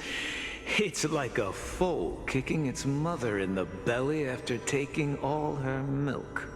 I respect you immensely, sir, but... You cherish the truth even more. So, child, do not be troubled by the criticisms I have borne. Do not let those voices hinder you as you forge ahead. As the sage of the Venerationists, I am duty-bound to oppose you. But, as your friend and mentor, Anaxagoras, I say, go forth, for the truth is already in your hands. I will keep that in mind. Go now, child. Your lonely pursuit is about to welcome a new chapter. And when you reach the end of this journey, may we meet again with the truth before us. You have my word, sir. May Circes safeguard your thoughts. May Circes safeguard your thoughts. You are right, Empedocles. My lonely pursuit is about to welcome a new chapter. I must be on my way now. May we meet again with the truth before us, Empedocles. What are you waiting for? Just cast your vote. Silence! Silence, everyone! Behold, Circes, here at the center of the world, I shall write the final step of my proof. For this place is but one step away from the truth.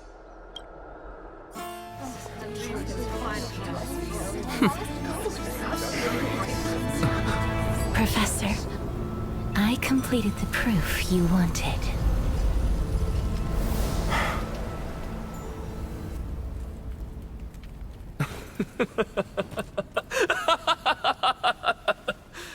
Thank you, Castorus. The answer is plain as day. My vote goes to the Flame Chase Journey and nothing else! Elder Kindness, I have deciphered the truth of this world!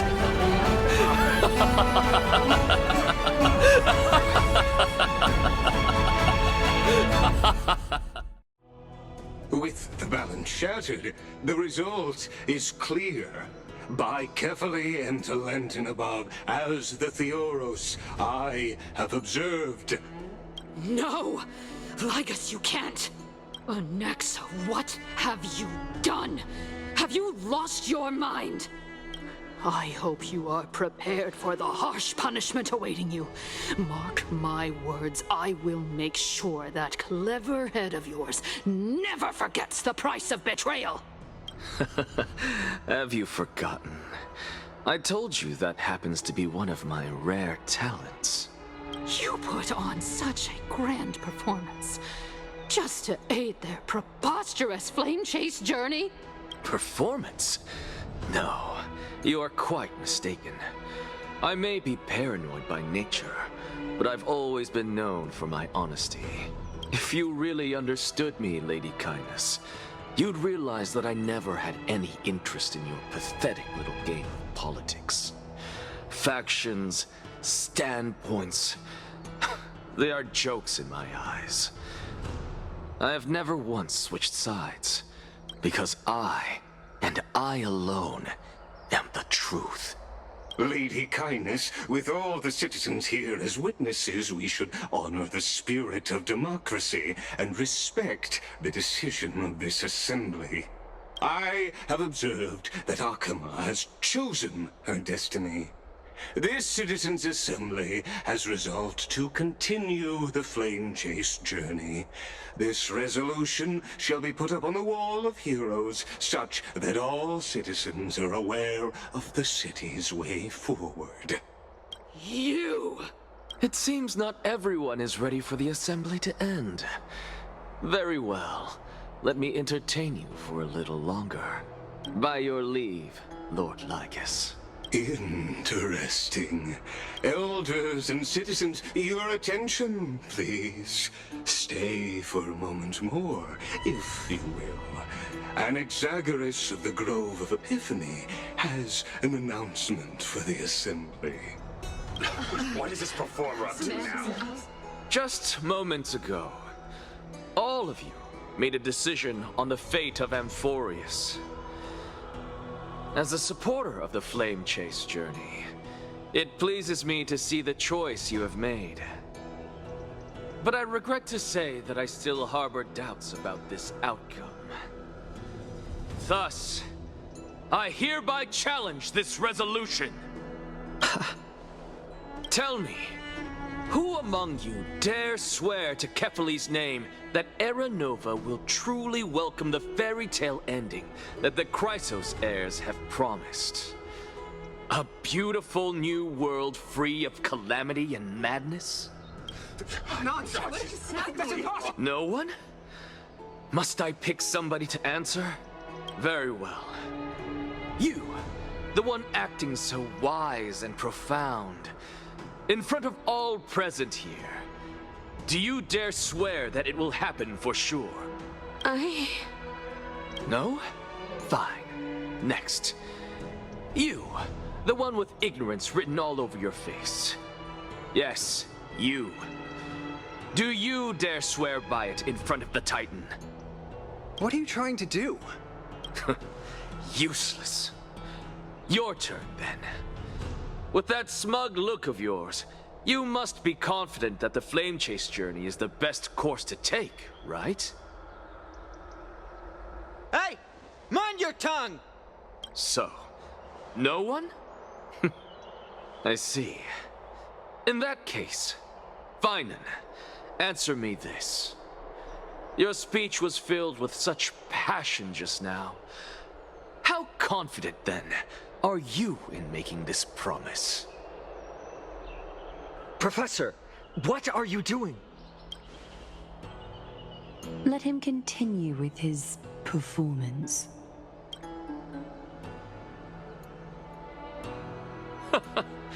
Will you look at that?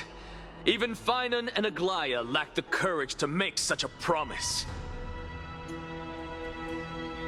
And what's even more absurd is that no one but I can promise you this new world.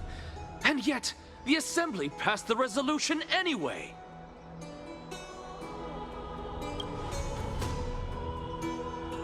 But you needn't worry, because I knew better than to trust you good-for-nothings.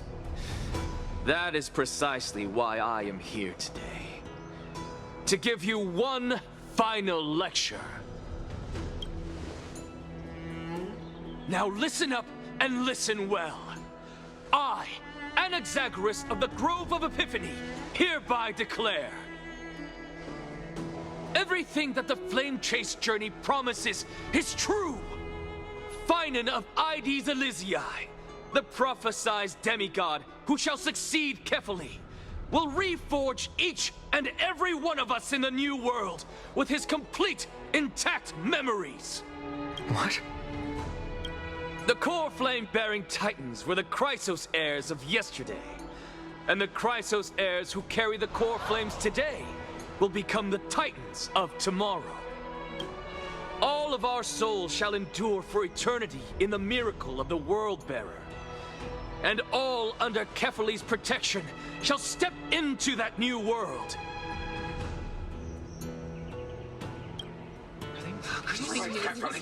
This is your blasphemy! It's impossible. What? Are you saying that we must bow down to you and worship you even in our next lives? Enough, you blasphemous imbecile! How dare you try to deceive us with all these lies and falsehoods?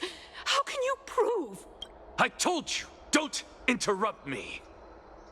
But since you've asked, I shall be kind and indulge you. My statements are based on my experiments on the divine body of Kefali themselves. You heard me correctly, everyone. With the tacit approval of Kindness and the Council of Elders, I fused my soul with the god through alchemy and learned the truth behind Era Nova. What is he talking about? Isn't that pure blasphemy? I, the vile, wretched blasphemer, deserve nothing less than death for my sins.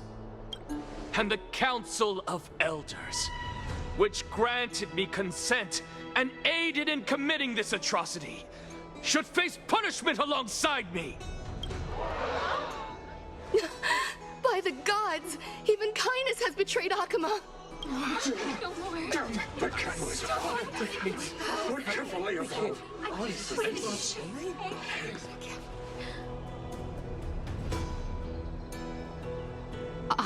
I had no knowledge of his transgressions. He did that on his own.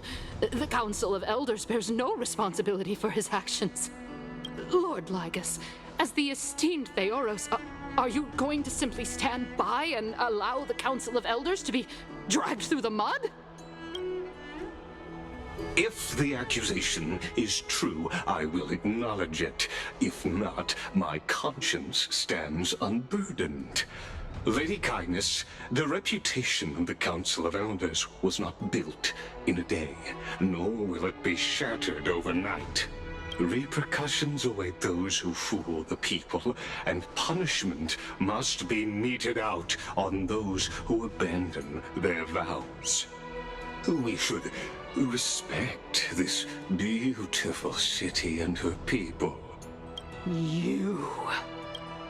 Lady Aglaya, the Gold Weaver, I humbly ask that you take on the responsibility of overseeing this judgment in the name of the fairness of Talantin and the justice of Kefali.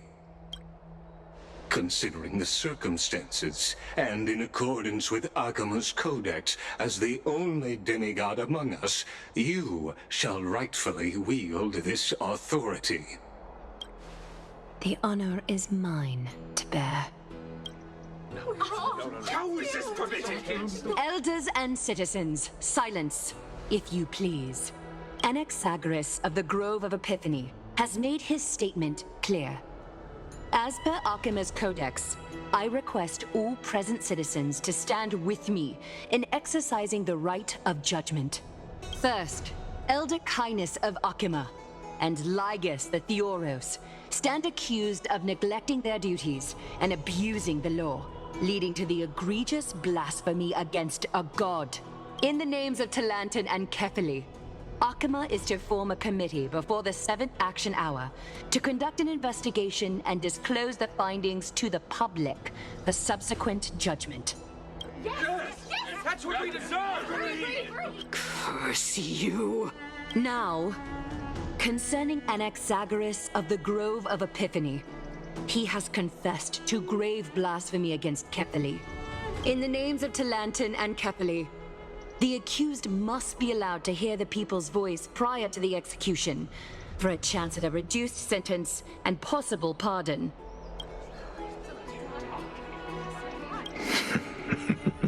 Professor. Let him die! Let him die! Let him die! Let him die! Let him die! Let him die! What decision will you make, Lady Goldweaver? Enough with the hesitation, Aglaya. This is not like you.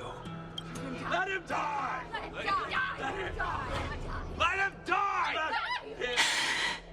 Then, in light of the people's voice, O Talantin on high, may you bring death upon him.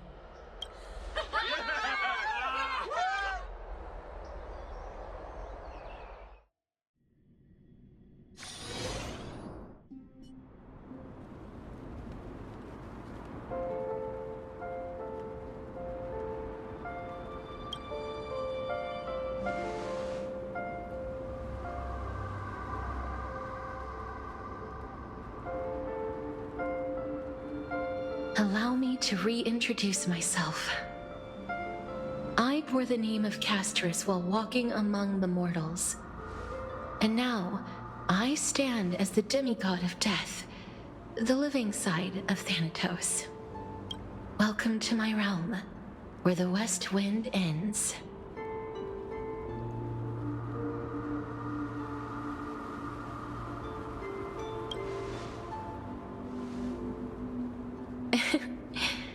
Every departed soul who has arrived here has expressed the same.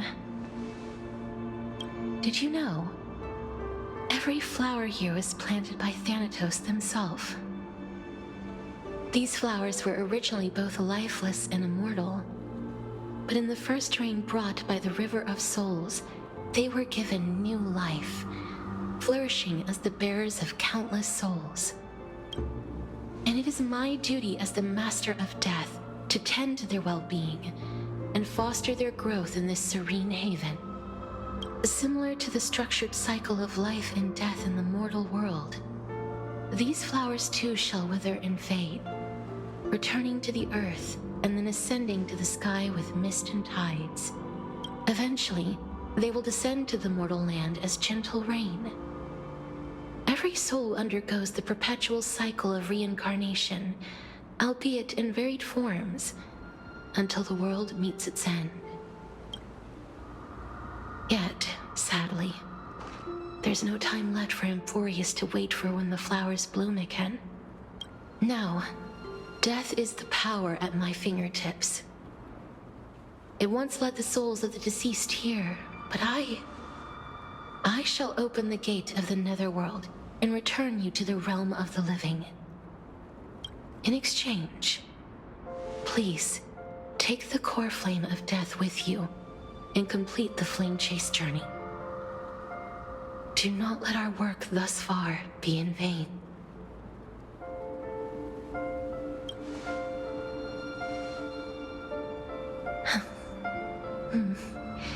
Just like the other demigods, I will stay here and embrace my destiny.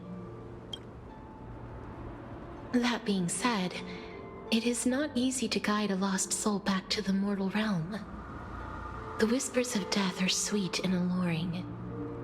If your determination wavers, you will succumb and be forever ensnared by the Netherworld's grasp. Please consider this a one-time exception. I will do everything in my power for the flame chase journey. And for your life, the only life I can save. I am glad to hear that.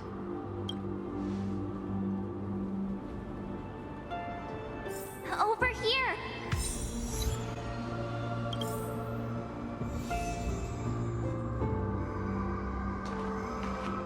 I believe in you.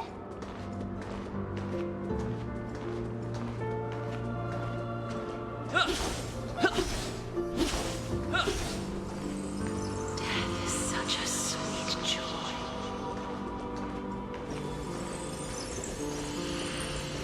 Just forget about all the hardships. Lift your chin up high and step forward with us toward tomorrow! That's right. Keep your eyes on the dawn. Onward. Show me your courage. Partner, we shall become heroes together.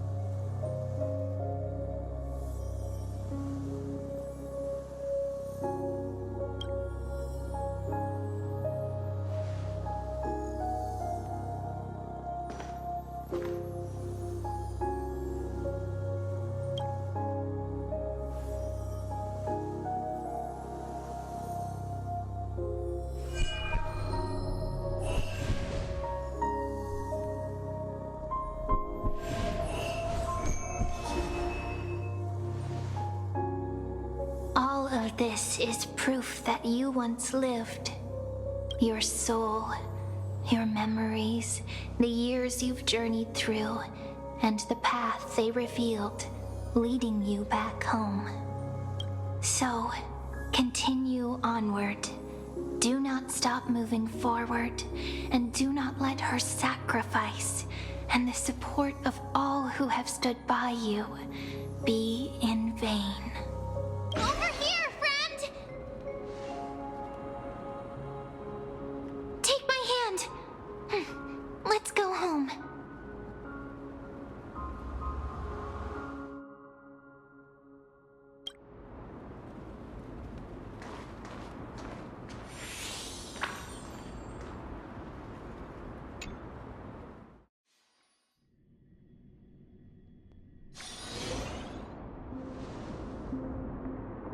At last, I knew you could do it. Your soul is still perfectly whole, as if some kind of force is trying its best to keep it together. Is it Ornyx's final blessing? Or is it a miracle of your own? It's truly incredible. Such a strange surge of familiarity. So hard hard to describe. Perhaps it is fate, once again fulfilling its own design. Or perhaps it is the laws from beyond the sky, so familiar to you, that intertwined our fates long ago. It seems that this is the riddle which cannot be solved anytime soon. The sensation of becoming a demigod is truly wondrous. It's as if the river of souls is winding its way through the depths of my spirit, transforming with each breath into a fine rain that nourishes the world. Do you recall that prophecy? At the end of the sea of flowers, the souls of the living shall warm thy fingertips, and after an embrace, there shall be eternal separation. I promised you that I would do everything in my power to give it another meaning. Now, as I stand as a demigod and destiny draws to a close, I can finally end it in a way that is as beautiful as it deserves. The wish I once sought but could never grasp is now within reach. In this brand new world, every blooming life will lift its arms in celebration and recount the profound meaning of this very instant. Every touch, every embrace we share will never again be an ice-cold loss.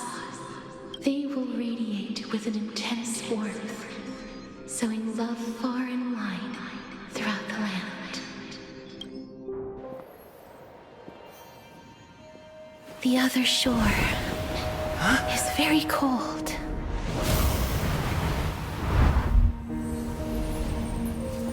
May I borrow your warmth one last time? Thank you for fulfilling this wish of mine. The place I'll be going to is what humans call the Land of Sorrows. But with this heartbeat and the residual heat of this embrace, I shall turn the Netherrealm into a gentle place of rest.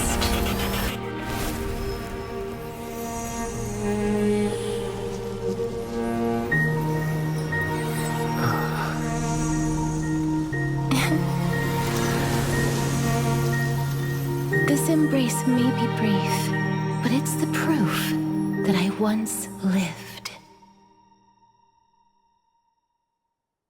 Farewell, then. May we reunite in the new world.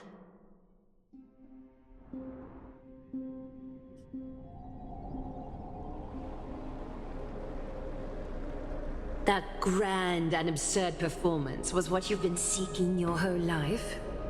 I gave up everything in search of truth, and it culminated in this very moment. You, on the other hand, performed as I expected. You did not hesitate when you saw the chance to attain power. It's as if you... Crave power, like a fly craves rot. Those are your words, not mine. But what you said at the end, did you already know what I had planned for Ferryman? I may have lost an eye, but my vision is clearer than anyone else. You've nearly exhausted your humanity. You're no different from my current state as a walking corpse. That's true. I've long since burned to ash over the past 1,000 years. Only he is capable of unleashing a raging fire that rivals our final great enemy, Aquila. So, this is our last chance. How about we let go of the bad blood between us? May I resonate with your core flame, Aglaya? Please do. That's impossible. To persist with your soul thinned to such an extent. You're insane. Just as you fight to lug your corpse onward to complete your unfinished goals. I have my own reasons for doing this. Until Ferryman grows into his position as the prophesied leader, I must continue to lead everyone on the flame chase journey. I must keep inching forward, even if only as an empty shell. I've long predicted this was the case, but I didn't think you'd already lost so much. How ironic. We would have avoided so many misunderstandings if you and I had just spoken this candidly before. But casting aside our ideological differences, there is one thing you and I agree on. Ferryman. Yes. He was born to be a hero. He understands the hearts of the people, and I can confidently say he is a far better leader than you. Only he is capable of fulfilling your mission. Sadly, he is a man cursed by Nestia. But by my estimates, his horribly elaborate sense of style should not impede Era Nova. Congratulations are in order. We found common ground at the very end of our destined paths. When you put it that way, it makes me want to take back what I said. Glaya, we're back. Come welcome our great hero reborn from the ashes. I hope he didn't hear your earlier assessment. It wouldn't be the first time I criticized him. A man should be aware of his own shortcomings.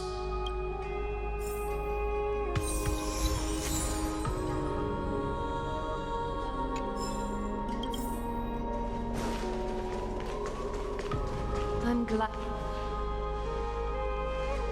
But I don't see Castress among your number. It looks like she not only helped me prove my theory, but helped you fulfill your mission as well.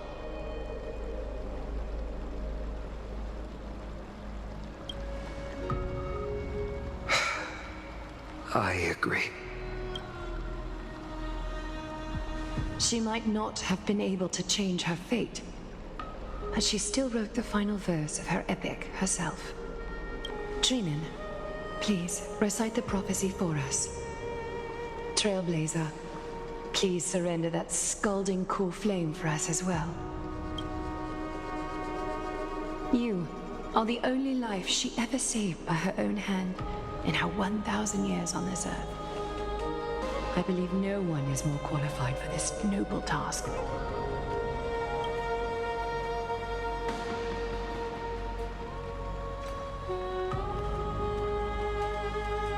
O gods who have returned, and gods who are still watching, today we bring you a soul laid bare. The Hand of Shadow, Thanatos, remembered their name from the past. From daylight they came, and to their fragrant dwelling they return, to walk now among your ranks. And there was one who joined hands with the Titan, a traveler risen from the dead and reborn among mortal kind.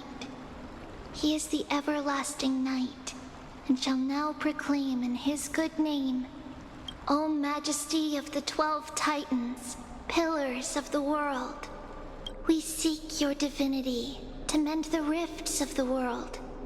Fill our bodies with blood of gold till we wither in willing service to the prophecy. Step forward, trailblazer from beyond the sky, and together with us, surrender the core flame and carve their star into the sky.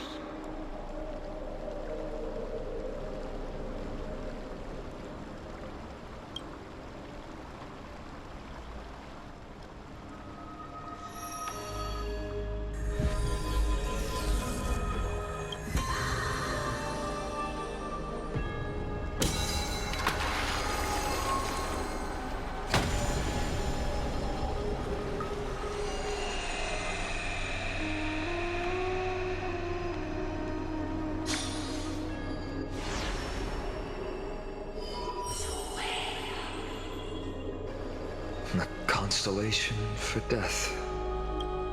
For life and death, to be more precise.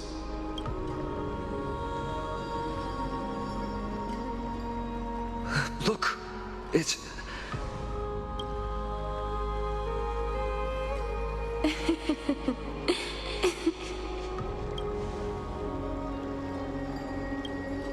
No, it's only a divine echo. I think she's here for the trial.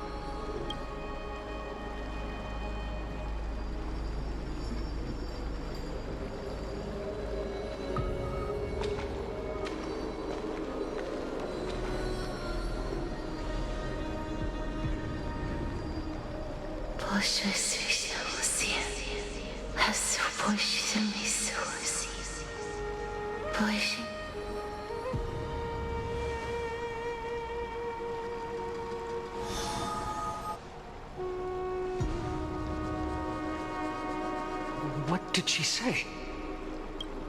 That's the language of the Titans. Castorus. No. The Titan. They said, I have illuminated the cold shadow of death. Onwards. For your path to the future is bright and its flame eternal.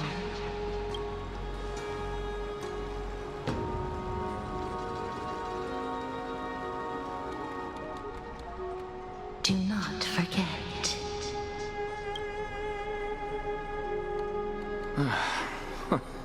She made quite a scene. I suppose it's my turn now. I won't stop you. Professor, you... What's with that look? You were present. So, let's get this execution over with. We wouldn't want to bring shame to Akima's divine laws or keep me from creating a new world.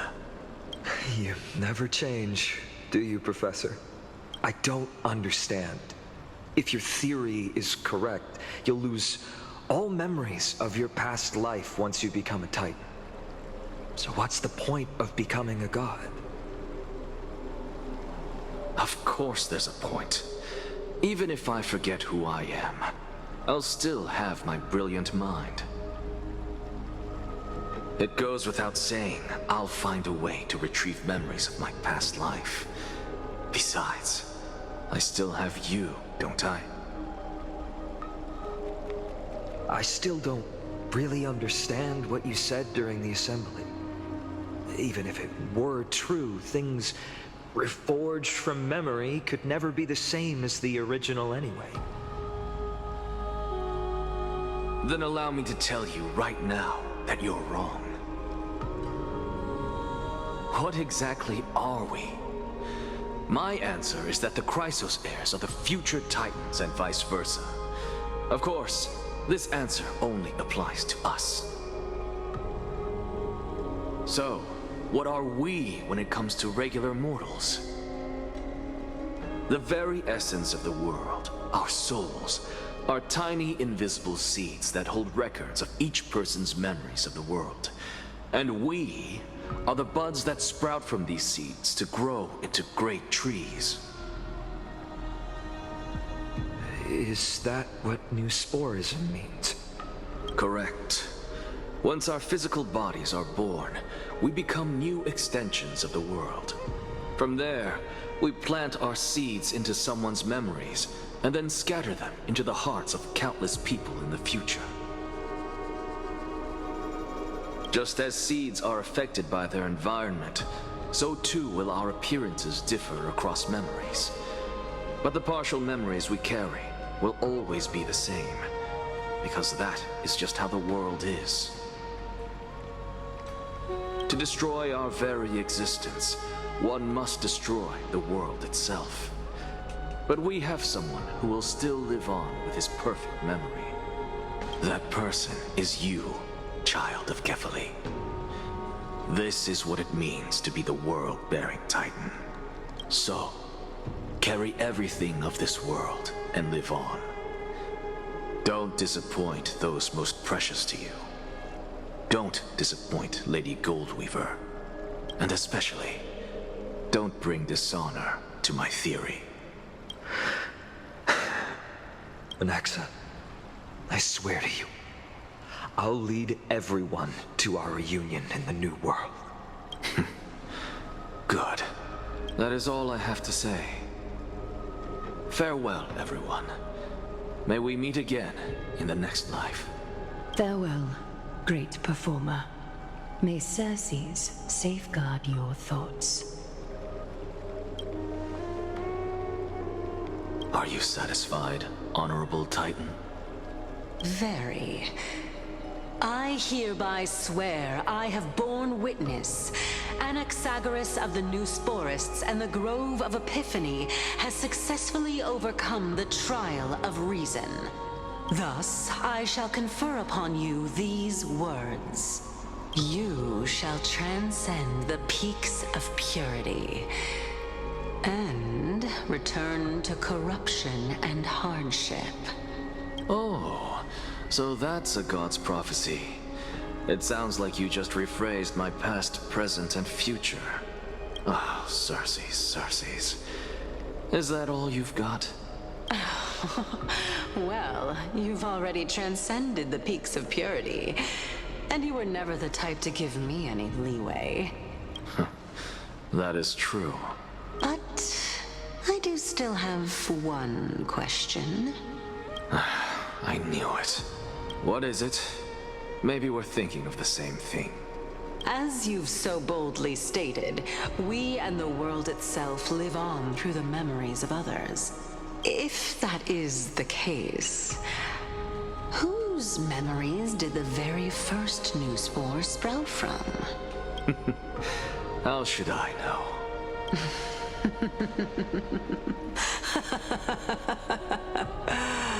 Oh my. But since we are both equally curious, we should allow the children of humanity who come after us to investigate in our stead.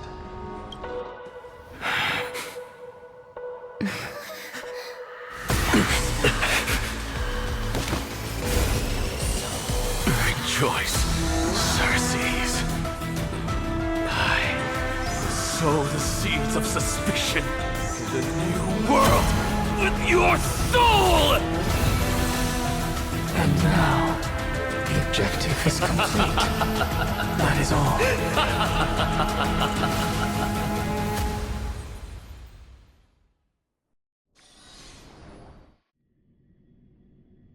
Thankfully, she's still alive. Was March 7th also in this condition when she was first rescued by the Express? But she still woke up naturally. Looking on the bright side, that might happen this time as well.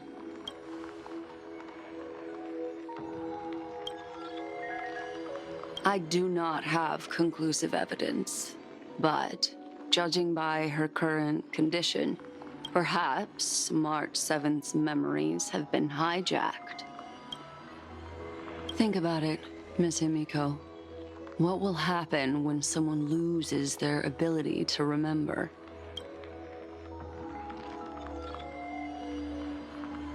Unfortunately, short-term memory is an entirely different concept from the inability to remember. Perhaps it is difficult for you to imagine, but an individual who has lost their ability to remember turns into nothingness.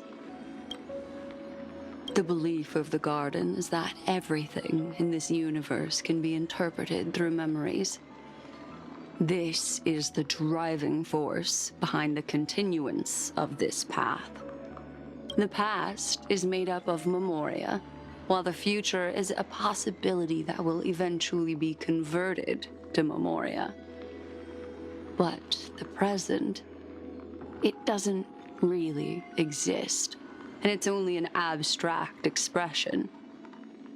Therefore, when a person is affected by the path and loses their ability to remember, their physical form will also be affected. These ice crystals are a manifestation of that.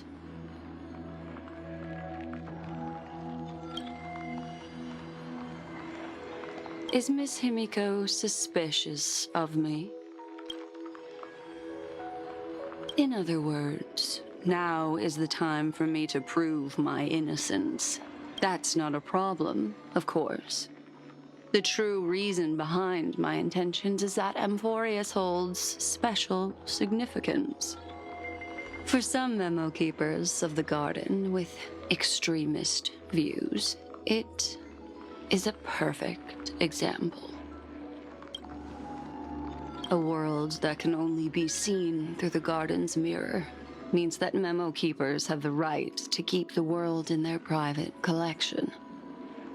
If those pathstriders of remembrance were to uncover the secrets of Amphorius first, they might unleash their wild ambitions and remodel more worlds into a similar form.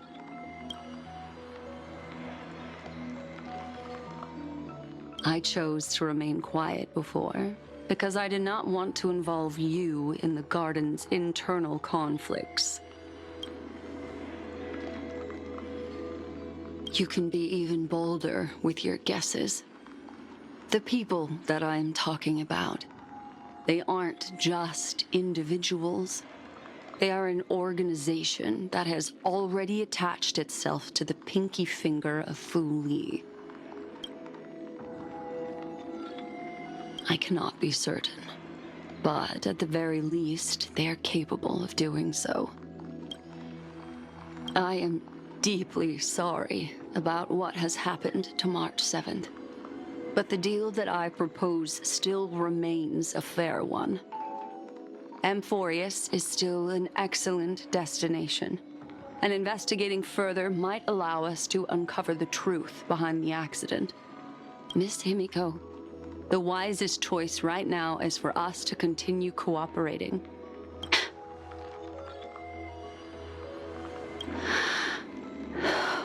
Let me take back a part of what I said just now, Miss Himiko.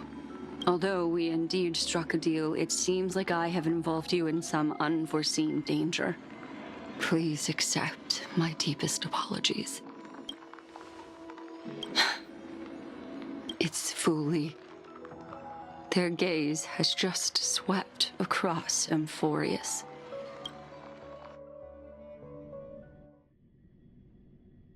Oh, how interesting. I never expected a mere memo snatcher to be actually hiding so much inside her head. What's even more interesting is that the word Amphorius has appeared in her subconscious.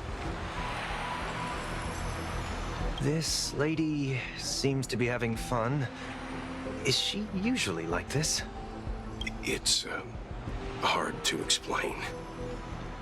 What are you two whispering about? Has it not occurred to you that I can hear everything clearly? Please pardon me, Madam Herta. Would you mind sharing with us what you've discovered? The ones who need help are the Astral Express. You will have to put up with my methods, even if they are rather unconventional. Let's get back to the topic. By using the fourth mirror, I rummaged through the brain of this memo snatcher and learned a good deal. Not only does this person know of Amphorius, but there are also many memo keepers who are interested in the place. I searched through her consciousness and found the following terms: the Eternal Land, the Rejected Land, and the private collection of the Garden of Recollection. It seems like Miss Black Swan is indeed hiding some things from us. Since I'm not able to find any useful clues from the outside, why don't I personally visit this mysterious Amphorius? You're planning to head to Amphorius yourself? Yes, but not in the flesh like you all foolishly did. See these Herta mirrors? With them, I can project my data spirit entity to any corner of the cosmos through spatial warps, without even needing to leave my room. But of course, these corners of the cosmos must be within the coverage zone of inter-astral peace communications. After all, this is collaborative technology. I see. You do seem like the more indoor type. Although that star zone is not within the network of the IPC, the Express itself can serve as a signal station. Come, give me the astral chart coordinates. sit back and enjoy the show.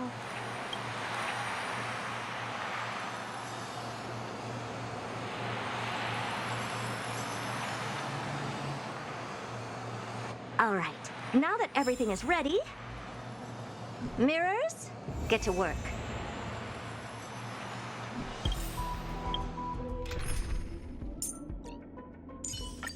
What could possibly pique your curiosity here?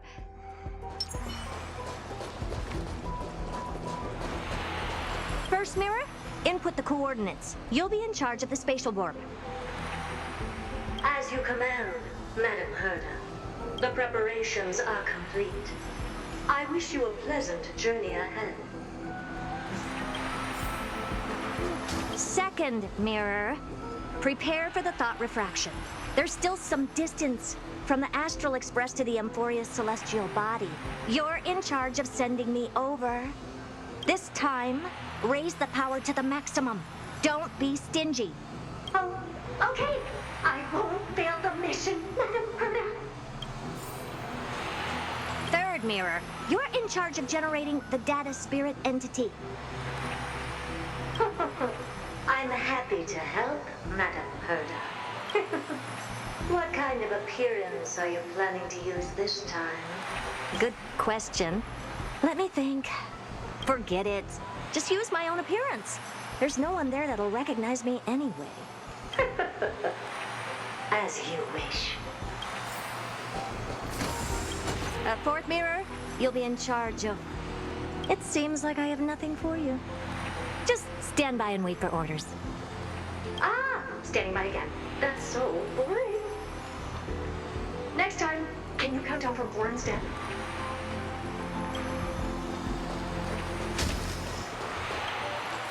Preparation of the data spirit entity complete. Thought refraction at max power. Excellent. The first mirror. Let's get going. Have a safe trip, Madam Herta. May your journey yield good results. Coordinates input complete. Preparing to activate spatial warp. Destination, unknown celestial body. Amphorius. Spatial warp countdown. 5, 4, 3, 2, 1. Warp activated.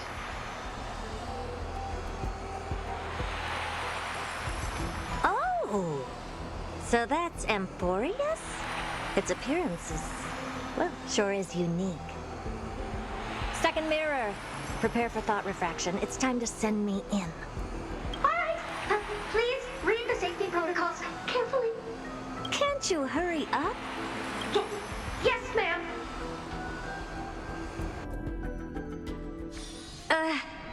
I didn't expect it to be so turbulent. I should have asked the second mirror to use slightly less power. What a magnificent sight! Is this the entrance to Amphorius? Let's see. Perhaps I'll be able to find a way in.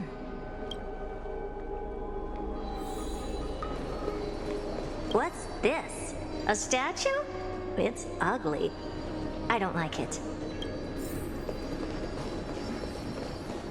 Oh, I finally found your traces. How esteemed must you be for the great Herda to come out personally? When we return, get ready to become free labor for the simulated universe for the rest of your lives. What's this? How creepy. Oh, it moves? Who are you trying to scare? It's either a projection or a fake.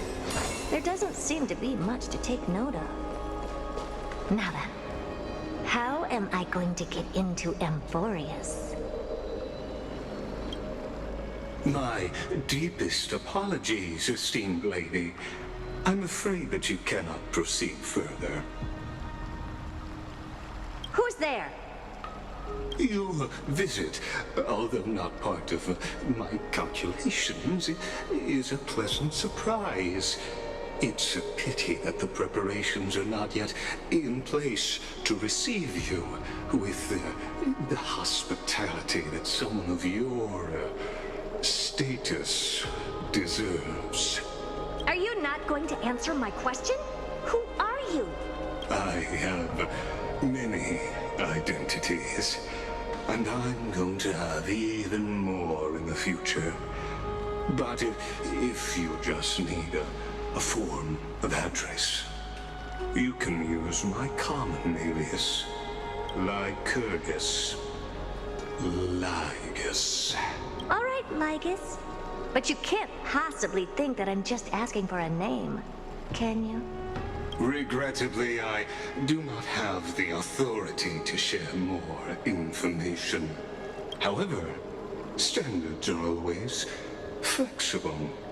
While not violating the ultimate agreement, I'm able to disclose this piece of information. As you thought, this is the entrance to Amphorius.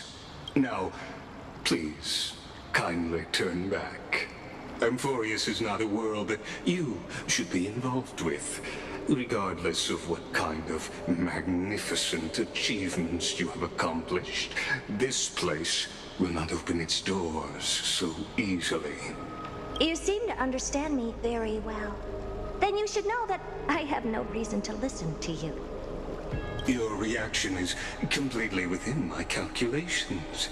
Despite my long years as a watcher, it seems like my assessment of human nature still remains accurate.